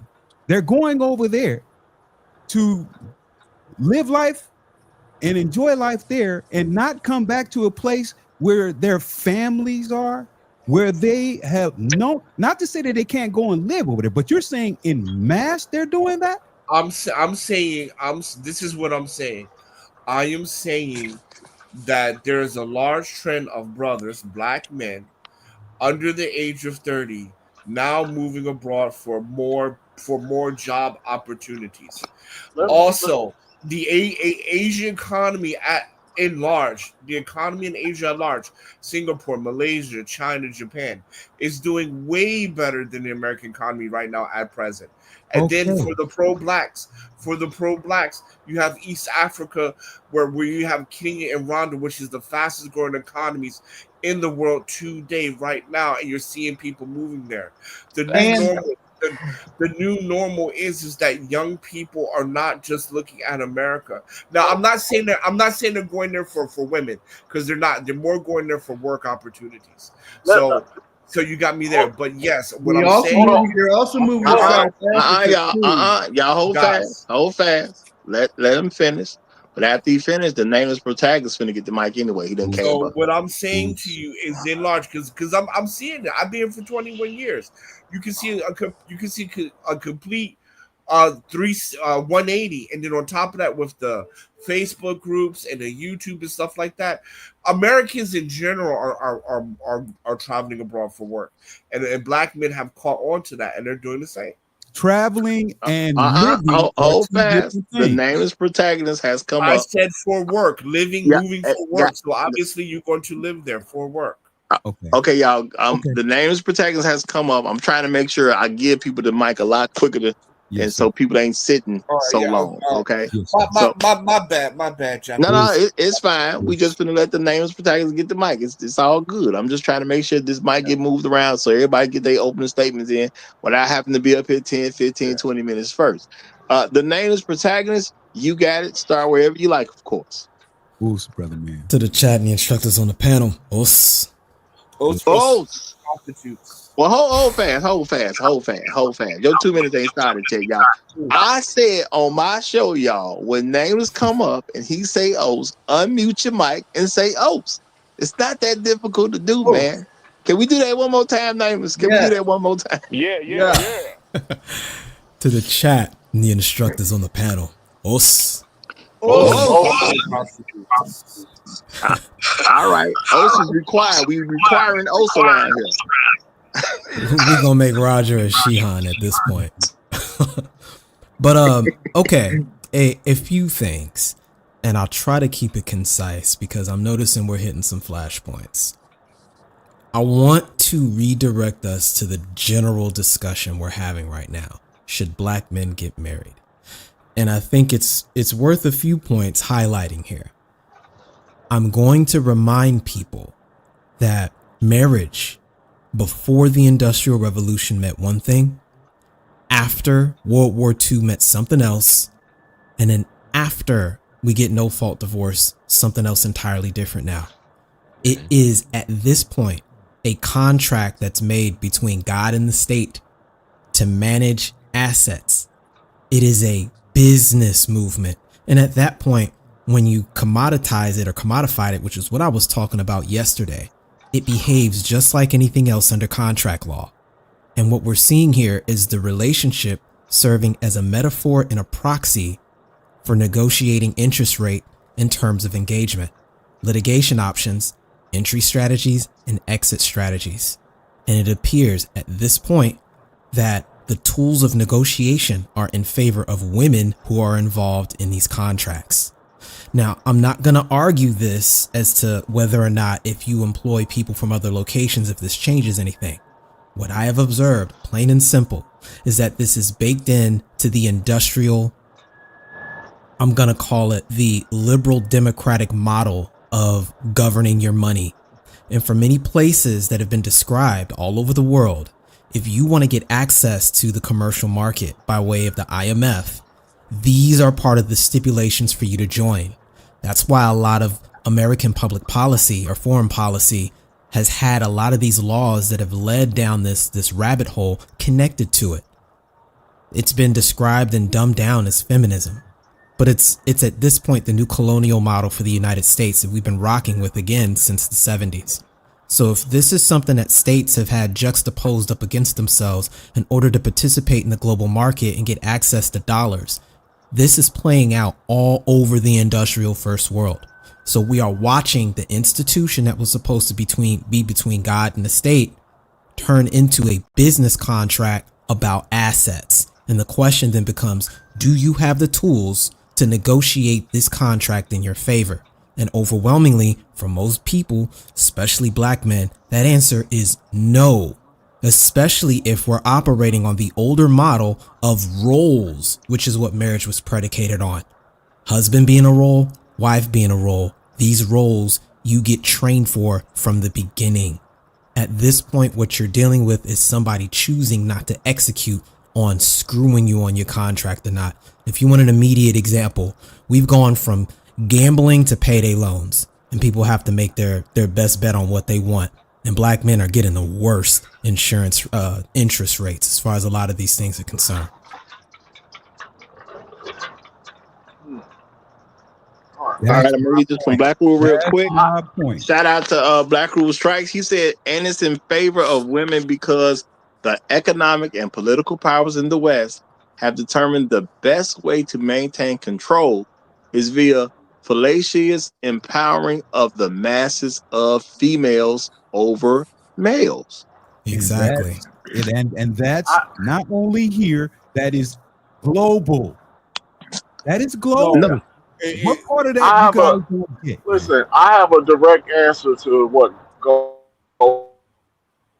You Borgin. P is asking. So I also had a good answer, but it wasn't very direct. I'm a part of an IT group that's about 500 guys strong. Huh? No, I was correct. I don't know what he said. No, I said you wasn't direct. Direct. I said I was correct and direct. No, you were correct, but it didn't answer directly what he was asking about guys moving in mass. It's a convoluted answer, but I can give you the best. I can give you a really good example. I'm a part of an IT group. It's about 500 guys strong that are going to class, getting certified, and attempting to get jobs. About 100 plus of us. I think we just hit the 100 mark in 5 years. 100 guys having IT jobs making $100,000 a year or more. Most of them are actually making like $300,000 a year, but that's neither here nor there. I can tell you 80 plus of them are living abroad.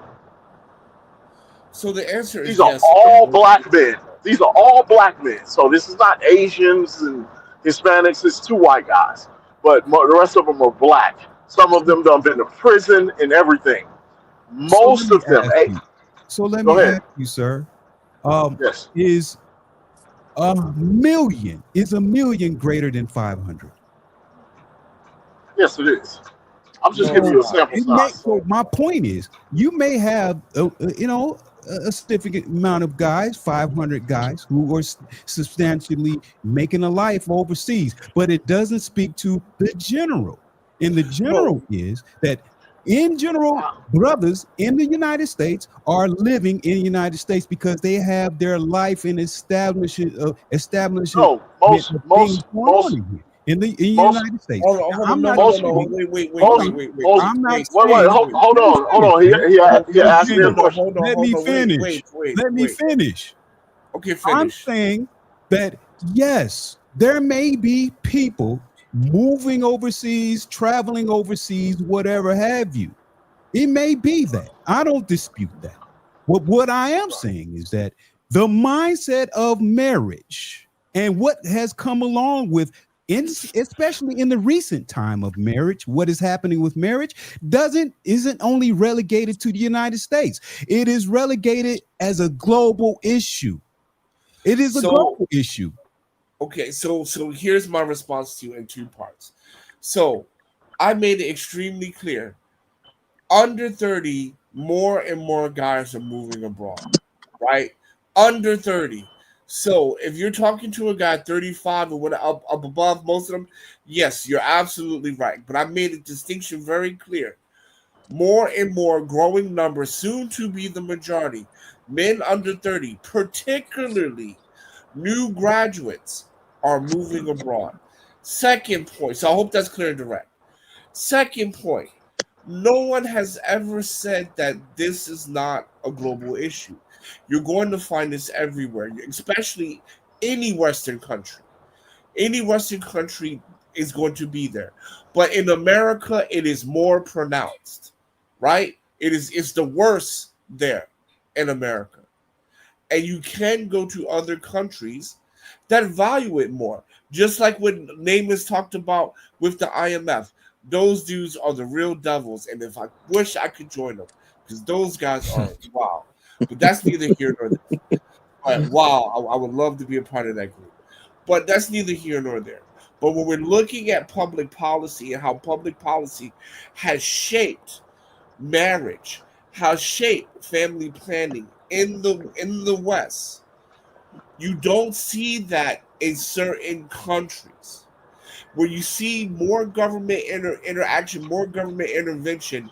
You're going to find things like you see in America, right? But when you see less government intervention, less public policy when it comes to family planning, then you're going to see more traditional roles. Because at the end of the day, marriage on a nature point of view was survival. And I Okay, pass it so back on that. we're talking about entropy now, and this is what I wanted to come up and just highlight and bring us back to. We're talking about risk assessment, and all people can offer you are strategies to mitigate risk. But at a certain point, at what point are you playing a lottery versus managing an investment? That's what we're talking about right now. And for most people, they're not comfortable gambling their money away. Can they? Sure. But trying to frame it as an investment risk assessment is an intellectual dishonest pathway towards addressing this once marriage has been commodified, as is happening here and is radiating outwards towards all the rest of the developed world. So when the question goes back to should black men get married, the question can be also posited as, are you comfortable gambling, or would you rather have a risk assessed investment?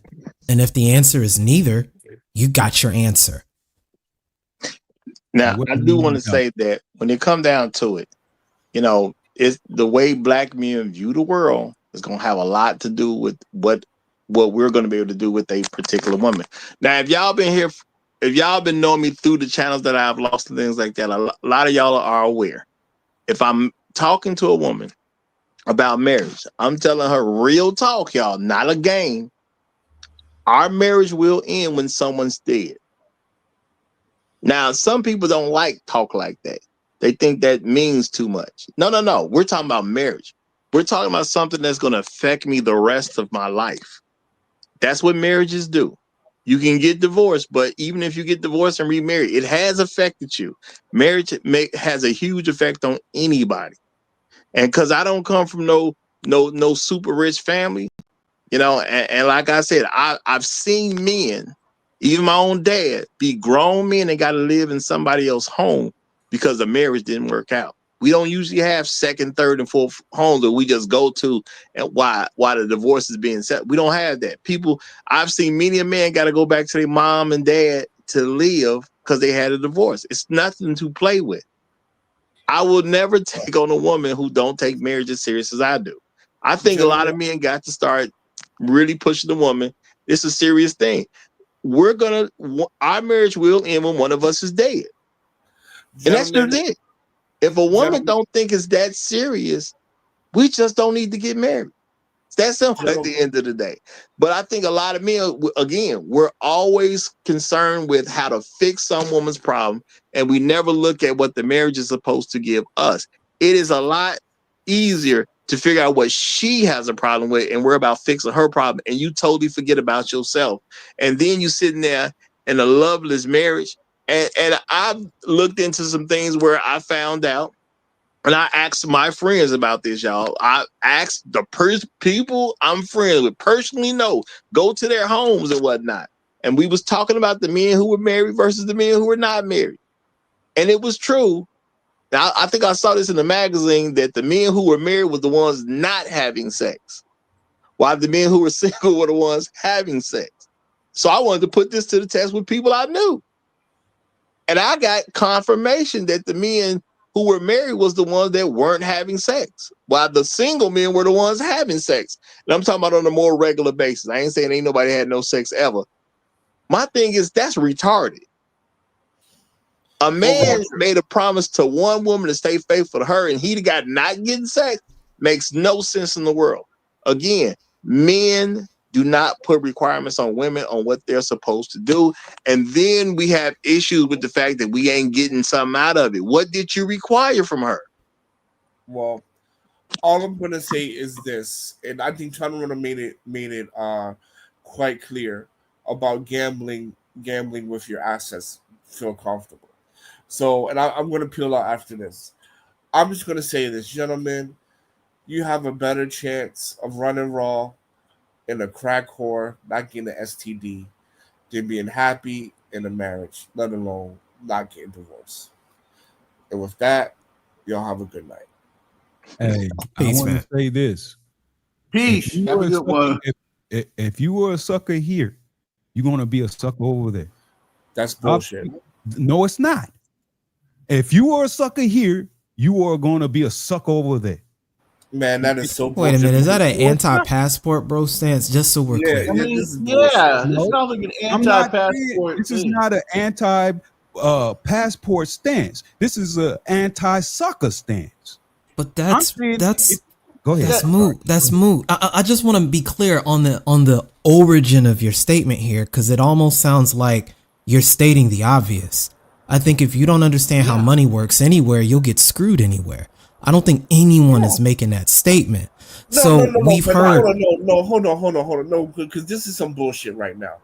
So first of all, when we talk about sucker in the black community and cultural norms of what a sucker is, that shit doesn't even fly in Asia, right? Because whatever is corny, cheesy, and stuff like that, in other places, maybe they like that. So at the end of the day, just because quote unquote black women don't mess with you, that's not saying much compared to going other places around the world. Black women mating strategy and other women's mating strategy are completely different. So That's I not could what I'm be speaking to. That's a not how sucker I'm in Yeah, Black go America. Pete. Go Pete. Go ahead and clear up the That's point you're not making, what because I I'm want to be Let me clear. let me play. Let me let me play. Go ahead. So you can be a sucker in Black America and be Don Juan in fucking Mumbai, India. Now let my play. There you go. Okay. Listen. If you guys don't know what a sucker is, then perhaps Roger should create a stream of defining what a sucker is. A sucker. No, you should define that because you said it. I'm getting ready to say it. I'm just saying maybe it may need some little more time, because the subject here is about should black men get married, right? But what I'm saying is, if you are a sucker here, here's the statement: if you are a sucker here, you're a sucker there. And I'm saying a sucker is one who is willing to go into something and accept the BS, accept the behaviors that are not beneficial to himself nor the relationship. You are willing to do any and everything for someone who means you no well. That is a sucker. Now, if you are a sucker here, you will be a sucker over there. The difference between a sucker here. Wait. Let's rock with that. I want to keep that same energy. The difference between a sucker here in this environment and a sucker anywhere else is that human beings are calibrated to deal with, tolerate, and make concessions for different kinds of exploitation. It is an aspect of human civilization that people get exploited. It's just that people can tolerate different forms of exploitation and be willing to thrive on that. That's their volition. So when I asked you earlier if this was an anti-passport statement, I'm saying that same argument gets made to be oblivious to the environment here and say that the environment here is the same over there, and it's not the same working calculus. It is different. It does differ, and anyone that's been in the military can tell you that as well as most people who migrate out of the West to other locations. Okay, So hold on. By definition, passport, according to what you just said about sucker, willing to accept the disrespect. Passport bros literally say they're leaving to get away from the nonsense. So how in the world can they be a sucker? Once again, let me slow down right there. It actually is bullshit, but go ahead, man. I was actually about to give you Mike BGS. It's bullshit. I can handle it. Let's go. No. BGS here, y'all. He getting the mic. It is bullshit because a sucker is defined by the environment that you're in. Okay. Okay. Thank you. If you in a whole environment, okay. So say you go down to the hood, right? A rich dude is a sucker down in the hood. Yep. Okay. A rich dude that's square is a sucker down in the hood. Okay. And vice versa. A hood dude that comes up into an environment, say a black tie event, he's gonna be a sucker to the business people there. Okay. Exactly. A sucker is somebody that can be taken advantage of. Okay. And anybody, hold on, anybody in a freaking environment that's not that they're not used to is going to be played for a sucker. Okay. Okay. Just because you're a sucker in one environment, you're not going to be a sucker in another environment. Go ahead. Let me address everybody here. Mm-hmm. Okay, the people who address me. All right. And I'm saying you equate the word sucker to simp, someone who is just going to accept these behaviors. Now, look. You have to define the behavior. You have to define. We're saying you're not defining what you're talking about. That's what's causing the problem. No, you didn't. Okay, let's go. You said I said that a sucker is one who is willing to go into situations and do stuff, put himself in a position that is not conducive to his well-being, nor his family's, if he has one, well-being. I'm saying that if he's the one that's not being the man in the relationship, he's the one who's kowtowing to everything this person wants and knowing she is being disingenuous in the relationship, he's a sucker. Okay, there's people that have wealth that know it don't matter if they have wealth. Okay, did you not tell me to stop interrupting you? Yes, sir. And what are you doing now? Yes, sir. Go ahead. Okay. A rich man, okay, like PJ Washington, okay, he knew with Brittany Renner he's taking a bad deal, but he can afford to do it. Okay. He can afford to do it. In other words, he can pay her a bad deal because that's what he wants, okay? Because he can afford to get away with it. That doesn't mean he doesn't have power, okay? Is he being a sucker in that relationship? In a sense, yes, okay? A trick is the same way.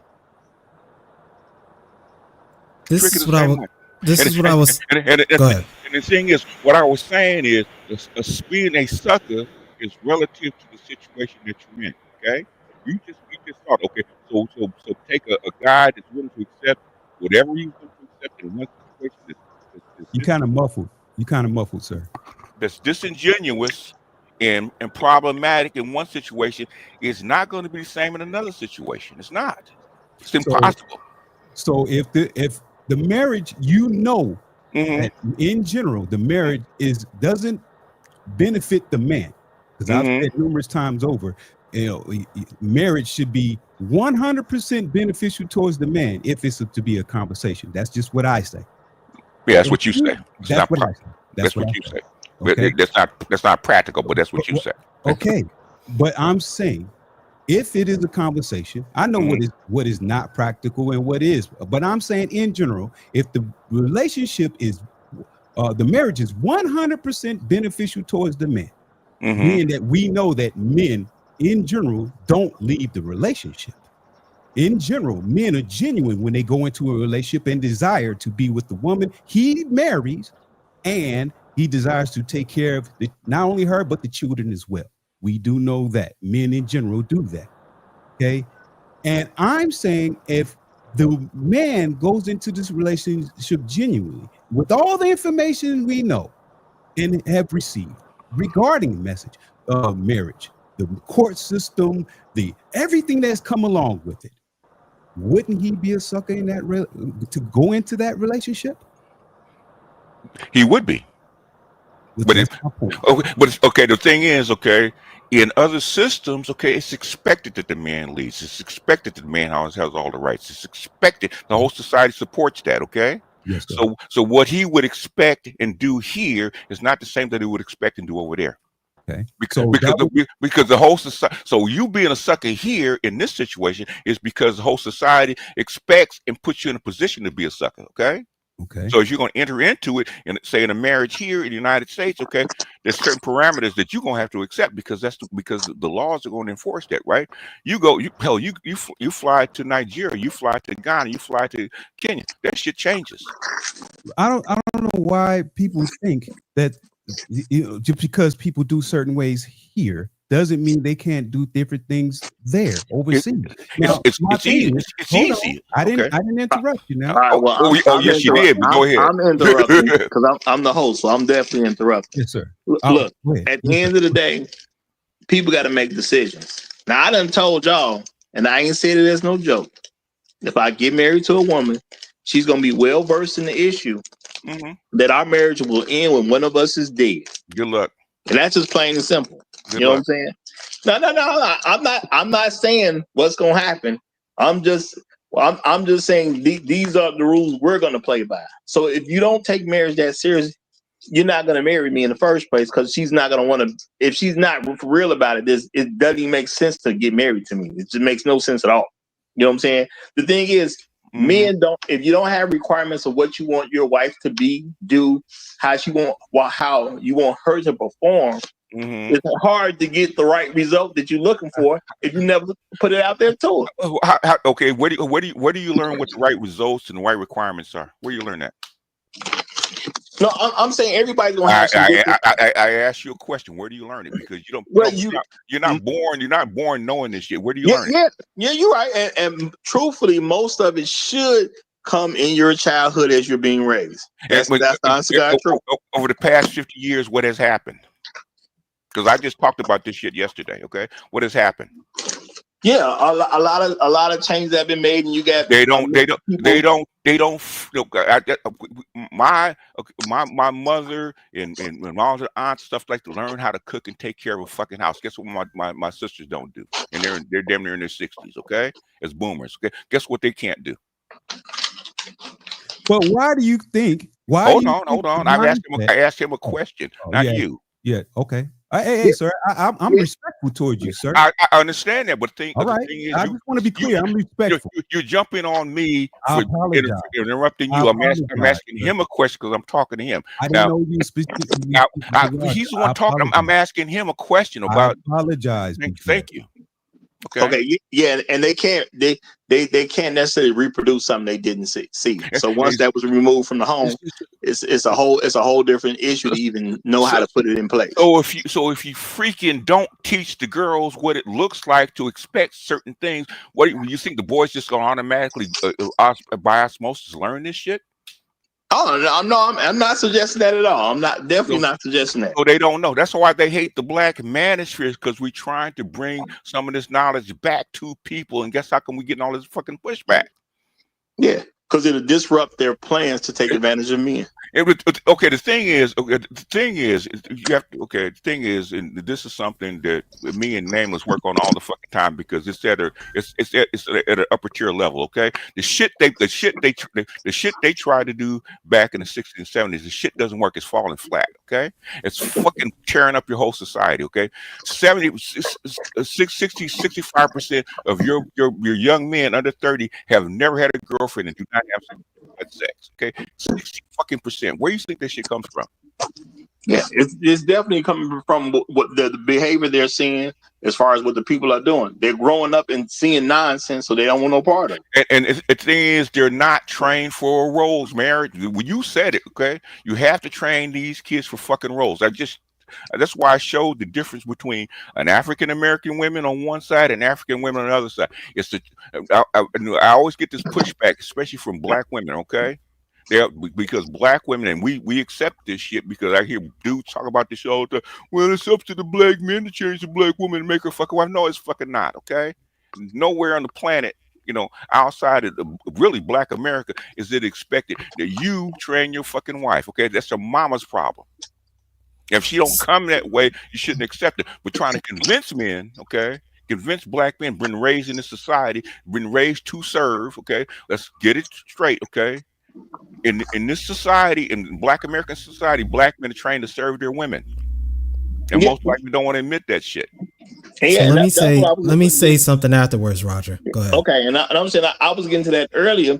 Most black men, they just wasn't raised to do things from their husband's perspective, and we don't blame the woman, because we've been trained it's never her fault. That's why I believe black men have a bad concept when it comes to marriage. They do. They're not looking at what marriage actually is. They just looking at what black women do, and that leave a bad taste in their mouth. I mean, the shit's been documented for 150 years, man. And the thing is, the hardest thing to do, and Nameless can tell you, because we've been doing this shit for fucking 10 years, and I'm fucking tired, okay? Is one, not really, I could care less about what the black women fucking think, right? It's getting black men to change their goddamn minds, man. That's why I brought up here this point that this is a cost-benefit analysis. And we've moved from making a cost benefit analysis on an investment to a cost benefit analysis on gambling to a cost benefit analysis post no fault divorce to a gotcha. And if you play any of those cell phone games and you see how the odds are, just because you can contribute some currency and get something doesn't mean those end results are going to be the same. And different games have different pity systems that provide for you a bottom line after a certain amount of investment. You know, you see, okay, this is the advantage of being an old motherfucker, right? Being an old catfish in the water, right? Okay. You see this shit change. I argue 1991, I argued with two black psychologists about this shit, about marriage 2.0, okay? About this fucking partnership. Okay. In other words, you raise these two people equally, don't train them for roles, and you throw them together, and shit's supposed to work, right? I said, how's that shit gonna work? Okay, you got two people that don't know shit unless they go to school like you and train to be psychologists on both sides and negotiate. Okay, then that 85%, well, I should say 90% of the people aren't gonna be able to do that shit. And guess what? Guess what we see right now? I was clipped on your channel, Roger, saying exactly that. I said the women are not raised to be wives. No. They're raised to be partners at most. And what we have here is the relationship is serving, again, like I told you, as a vicarious argument over the interest rate to maintain the contract. That is a partnership like a business. Go ahead. Ask the question. Okay. I want to interject a point, but go ahead and ask the question. Here's the question. Why? Why are they raised to be partners? Is it because is it the system? Yes. You know? Yeah. Okay, there we go. So it's called okay, that's why I was going to interject. It's called a social contract, right? In other words, the way from 1960 on, basically, according to social contract, you're supposed to give the women the rights, privileges, and ownership that men have, right? Okay. But guess what? You're supposed to take on the responsibilities of what men do, okay? BGS, you skipped a few steps not meaning to because you studied it. Most of us that are following this don't know where it came from and why. So when we look at the institution, I'm going to inject this point so what you said is digestible. When they decided that they were going to adopt this new civil rights model and include women in regards with it, the whole entire sentiment with this package is that anything that mirrored that traditional sort of relationship starting with the family was seen as problematic and led to fascism. So the idea is that if you empower the women, that brings them on board and it creates this egalitarian model that everybody can have quote unquote equality. And we already understand how that plays out because that, like we keep referencing Lisa Mundy's work, The Richer Sex. Women at the end of the day still want and are attracted to traditional men. So they're left with a conundrum. Do you create this simp economy that you have now and maintain this dual mating strategy that you see? Or do you try to reel some of this back and introduce this new sort of neo-con modality? And they're seeing that they're at a stalemate now. And the pressure is people aren't having kids. The middle class isn't being engaged. They've pathologized traditionalism. They've turned marriage into a freaking business contract, and they've given women all the levers of negotiation. And so men are just withdrawing, which is the emergent quality of all of these things. Oh, the biggest problem is, and this is the problem that they're having, okay? And this is something that, we're probably talking over people's heads, the blank slate theory, right? In other words, it's culture is more important than biology. That was their theory, right? Okay. What Liz Mundy and everybody else proved is that biology still trumps. Okay. I was just talking about this yesterday, about women. Okay. Where are all the female Microsofts or female Googles or the female blah blah blah blah blah? The women are actually supposed to step into these roles, okay, and lead these corporations. That should not be necessary for all this back and forth about who does what. Okay, it's because the women, the people that are capable of actually doing it, should be able to do it, right? But guess what? Women are not doing it because they're not capable of doing it. Most of your women, how many women are actually in STEM? Maybe what, 3 to 4% at best. At most. At most, right? And Well, let me. and 70% of your college kids are what? Women? Okay. Guess what it's going to do to your society over time, right? Guess what? You're going to fall behind. That's what's happening right now. You take the shit away from the men that will actually push your society forward, because that's what men do biologically, okay? And you hand it over to women that don't do that. Guess what's going to happen to your society? It's going to stagnate. That's what's And happening right now. that's why I want to get back to Black Uru's point right here. Mm. When I say partner, and I want this to be clear because I covered this in it's political a gay manner. Term. Well, it's a gay term. It's speaking to the contractual context, and what I'm going to say and why I kept bringing up leverage is this: whenever you're involved in a contract and the powers are asymmetrical and they're not balanced, you end up violating the fundamental law of fair contract, and you get into what I call either one, if it's quote benevolent charity, or two, if it's not, shadow contracts. And what shadow contracts are nothing more than coercion. And probably the most direct relationship you have towards that is slavery, which is essentially what you have going on right now. Okay. Partner, because I'm old enough. That's why I say an old nigga that's been in the water a long time has seen this shit evolve over time. Okay. Partner's a fucking gay term. It means there's no sex roles. That's what it means. Okay. It has nothing to do with a contract is between families. That's what marriage is, to raise children. Okay. And the thing is, when you get into partnership instead of man and wife, guess what? You eliminate sex roles. Partnerships is developed to actually have same-sex marriages. Okay, so a woman and a woman and a man and a man, there are no sex roles because they're the same sex. Okay, they're partners. Okay, a man and a woman are not designed to be partners. Right, because the contract is designed still to commoditize the individuals involved in favor of the state. There's no overriding that. I'm saying this is how it was intended, which is what you're describing, and then how it plays out on the layman level is what we're speaking to in that general sense, because they run concurrent. Because it doesn't work.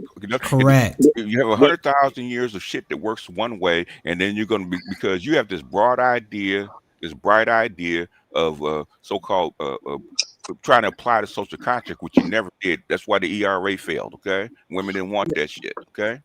Yeah, and I'm gonna say, because I definitely agree. I mean, that's one of the one of the examples of what you when I was talking earlier about marriage is fine, but if you let a snake in the marriage ain't gonna work out. The Garden of Eden. If you let a partner in a marriage, it ain't gonna work. You don't want a partner. Because a woman should want a husband, a man should want a wife.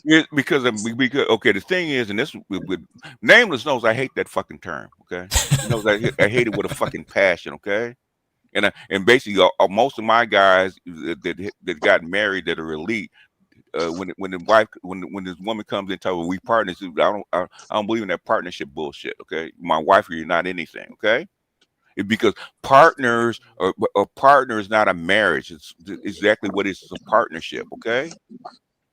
Yep. And if you enter in a partnership, you better write a contract about defined roles. Okay. Yeah, I hear what you guys are saying. But okay, go ahead. I was just about to clear the floor for you. Go ahead, Arshad. Go ahead. Yeah. So the issue, the answer to the question is, there's no in the West. There's no point in getting married, because where America is heading, and even the UK is heading to where Sweden is. I don't know where Sweden is. So let me explain. Sweden became a feminist country, and now it's completely destroyed. And what happens in Sweden is the women that court the men. So in other words, the women go up to the men don't go up to the women. Oh, they're talking about approaching. Let me explain. Yeah. In Sweden, they're paying Swedish women and men to have children. Okay, that doesn't work. Which means that country's screwed. When a state has to pay for its own citizens to get together and raise children. What's your alternative? Let it implode? What would you do? Well, I'm trying to say that that you're finished if that happens in America and the UK, which is going that way, because women are talking about partnerships. Women are the ones who are saying they're calling marriages partnerships, because they actually want to be partners. Let's call it for what it is. These women don't really want they want that party thing of that big $50,000, £50,000 wedding and all this kind of thing, and Good luck. Okay. the party, but they don't actually want the roles of being a wife. Okay. Most, as you know, that a lot of men and women that are married, one of the things the women do, which is a breach of contract, is withhold sex. There's so many married people there's so many married men who ain't getting sex from their women. Oh, okay. They can get sex anywhere. How come the thing is we socialize to do what honor the contract, right? Honor the institution. It's not really a contract, right? What happens when men don't want to honor that institution? It's up to the man. The thing is, just because she don't give you sex, there's other women that will give you sex. How come you don't? No, hang on a minute. It's part of the marriage is a business contract. Okay, marriage is an institution. Okay, because you have a set of beliefs that you abide by. Okay, there's nothing that stop you from actually going outside the so-called contract. Okay, you're not contracted to be monogamous. Okay. That's an institution. That's something that you believe in. The reason you're not getting sex and you don't want to go outside and get it from someplace else is because that's what you believe in. What happens when you don't believe in that shit no more? Here's the issue: she catches you cheating, she can file for divorce and take half your shit. Well, good. Okay, that's the price that you pay. You want to stay in a sexless marriage for the rest of your life? It's a business decision. Okay. I think we're back again to what we said about the whole investment piece versus gambling. It's again, we're back to risk assessment. If you understand what's going on, right, and you've got people who are trying to convince you that an investment is the same as gambling, there's a threshold where there's an acceptable amount of risk and an unacceptable amount of risk. And the end result is more people are going to just turn it down. Or you're going to have people investing and who benefits from it. It's the exact scenario we see happening.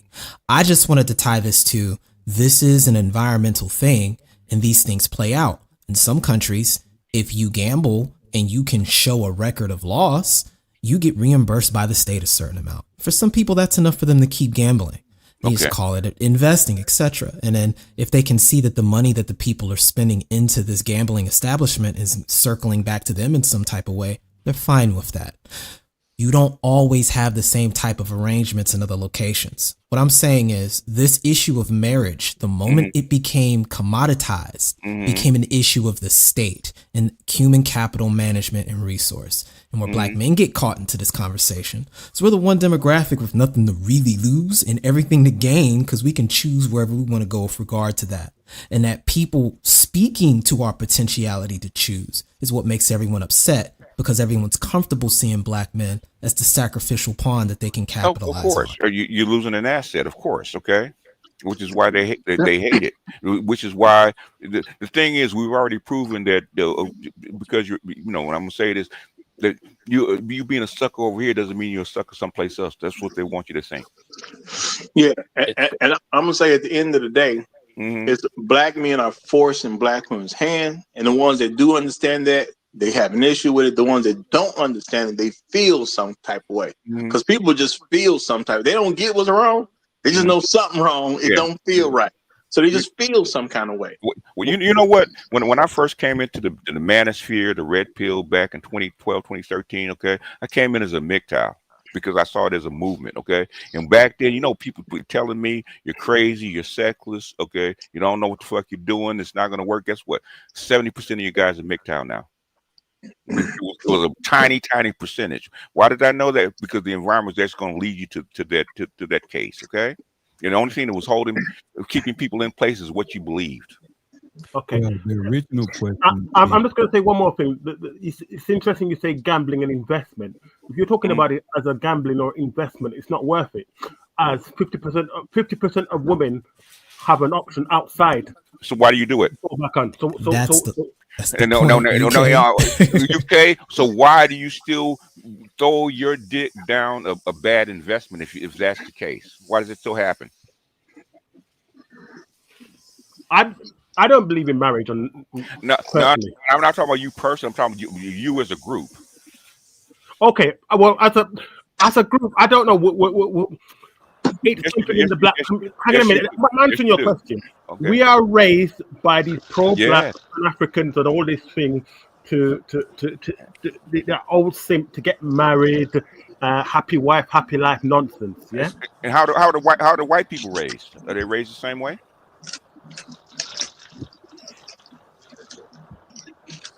Everyone came I'm to the asking. term Well, happy wife, I'm happy asking life. for a friend. Are hang the on a minute. white I'm going to people? answer that too.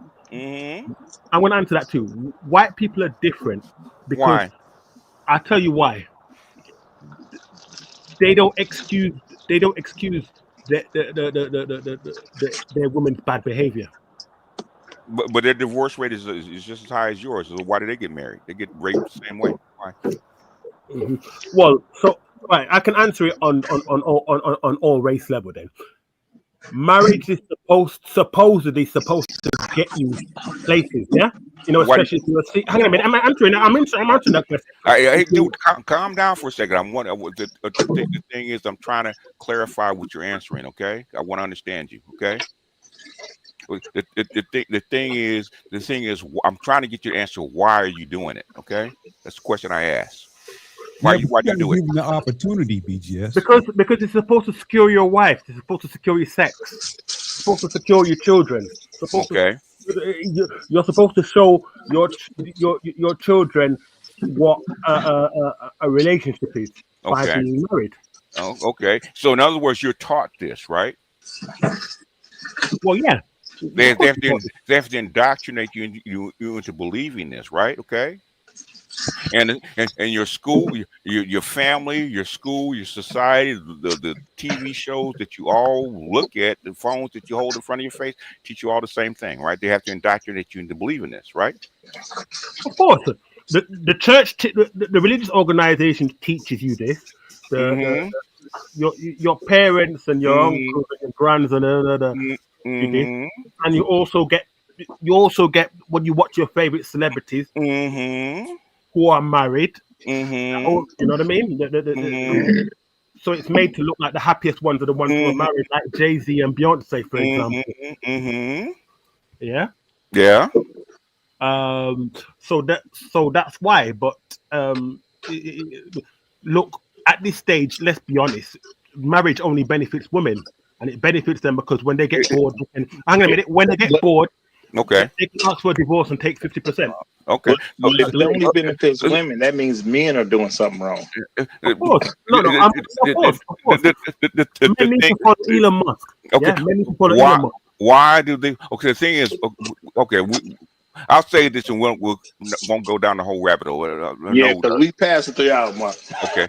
Go ahead. The thing is, why do they do this shit for women? Okay. Why does the state do it?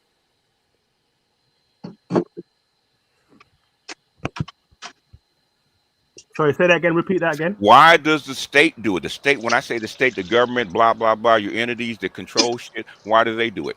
Why do you think they do it? Capitalism. No, Capitalism. no, No? No, no, no, What? It's a money making thing for them, no, right? Now, hang on a no. minute. no. I'm going to tell you why it's a money making thing. Go ahead. Yeah. Go ahead. So, but the Rothschilds deliberately put out there, put feminism out there. Feminism is a large responsibility for many divorces. Mm, So they put they encourage the woman to go out there to work because feminism really was for upper class women, middle class women, middle specifically middle class white women mm-hmm, and upwards. Yeah, and wrong, but well, go ahead. yeah, no. That's what it was for. No, it's not. But go ahead. Arbor, yeah. Um, but it was put out there to make it look like it's for all women. So black women started to follow the thing Okay. and started to follow that feminist nonsense that they don't need no man and all this kind All of right. thing. Well, my phone's about to die, so we finna get ready to close this Oh, regardless okay. of this point settled or not. I'll tell you what it was. Okay. What happens when fucking society does not have children, sir? What happens to the society when you don't have kids? It dies. It It dies. It Okay. stops. Of Yeah. course, And, it dies out. There is that- a problem in the USA right now. You're who's not producing enough who's children. the only sex can have children? It's affecting the white community specifically. Who's the only sex that can have children? Women. Women. Women. That's why they pay them. And Hey, let me piggyback. Go I'm gonna study just that. piggyback this point and Go leave ahead. it alone. UK, if you get time, go take a look at who's been investing into ectogenesis for the Yes. last 2 years, especially because you mentioned one of their names a second ago. And that'll really start highlighting what we're talking about fundamentally and what this is all about at the end of the day. Yeah. All right, I'm gonna let Okay, yeah. Tunnel I Runner. think I know what I'm gonna you're let really Tunnel talking about. Runner get a word One of in these, because, like I one of said, these we about to end regardless UK because is gonna take my phone about to die, y'all. it's gonna take months to explain this shit to you, man. Just Yeah. go No, take no, your no. time, okay? Abortion is No, one of no, the no. investigations. UK. It's over with. Tunnel Runner finna get the last word. Show finna go off the air. My phone about to die. All right. Nothing to do. It's nothing personal to anybody here, y'all. Tunnel Runner. What was you about to say? I'm about to say there's no partnership over here. It's just a marriage, and I invested in her, and she's investing in me. And the whole family did, right, Tunnel Runner? And The whole the it whole wasn't just family, her, the the whole whole family, family, right? her Yeah. father, her mother, yeah, her Yes. brothers and sisters. I That's a am part of marriage. the family, and that investment has been growing for me so far. That's a marriage. Okay. All right, and you know that's good stuff. And again, if Tunnel Runner can do it, that means you can do it too. Tunnel Runner, Marriage. you're a sucker though, Tunnel Runner. I know 30-foot Jose. 30-foot Jose is in the You're a house. sucker. You're a dirty foot Jose sucker, man. I know. I'm a big sucker, but I'm enjoying it. I'm having a good time. Well, my point is the institution of marriage itself is not what's bad. When you look at black women and you look at marriage through their eyes, I understand you seeing something very negative. Stop looking at it through their eyes. Just look at it for what it is itself. And if you look at what it is for itself, you're more than likely to pick the right person if you're gonna go down that road. But y'all, that was it because my phone about to die. I'll be back up in a minute. If y'all gonna stay backstage, I'll be back up in a minute, but it ain't gonna be with this phone. Y'all have a good rest of y'all day. Thank you for joining us. Long live the habitual line steppers. On that, he gone. Oh, shoot. Yeah, I don't even yeah. know. Are we still live or not? Yeah, We we're still live. live. We So still live. Don't say nothing he's crazy. right. Okay, So he'll okay. be back. He'll be back to Hey, close it. we He'll And I be hijacked had back to something I oh close it. wanted to bad. drop with if I, you know, if Um, nobody else minds, and I Do want yeah, to listen do to a the let stream that conversation. says let So, should we do let me polygamy?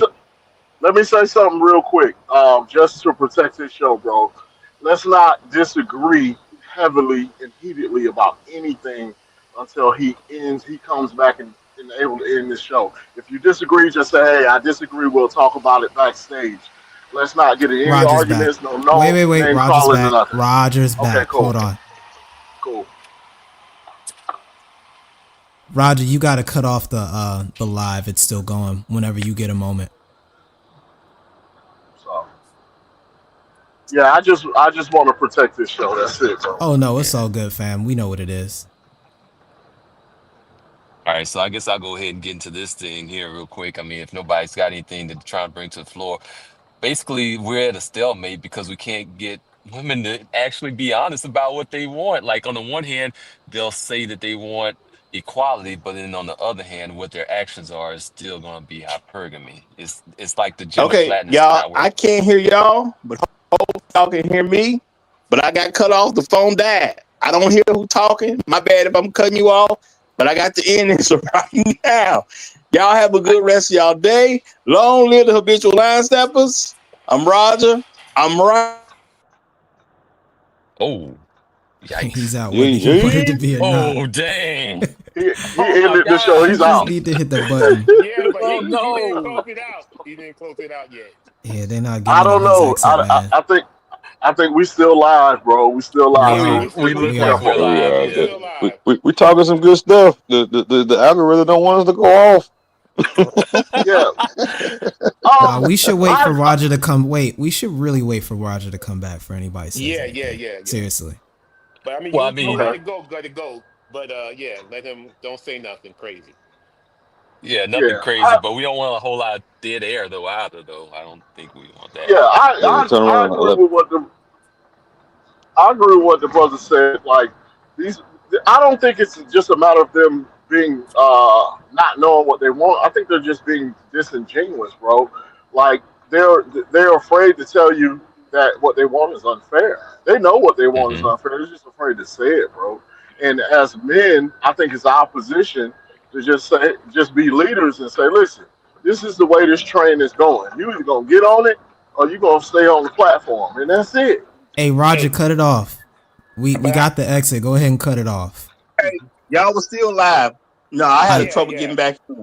yeah, Yes, go ahead and cut it off. we closing down. Y'all, if y'all here, make sure y'all subscribe to the channel. We do this Monday through Friday, 9 a.m. Chicago time, not where you live, unless you live here in Chicago.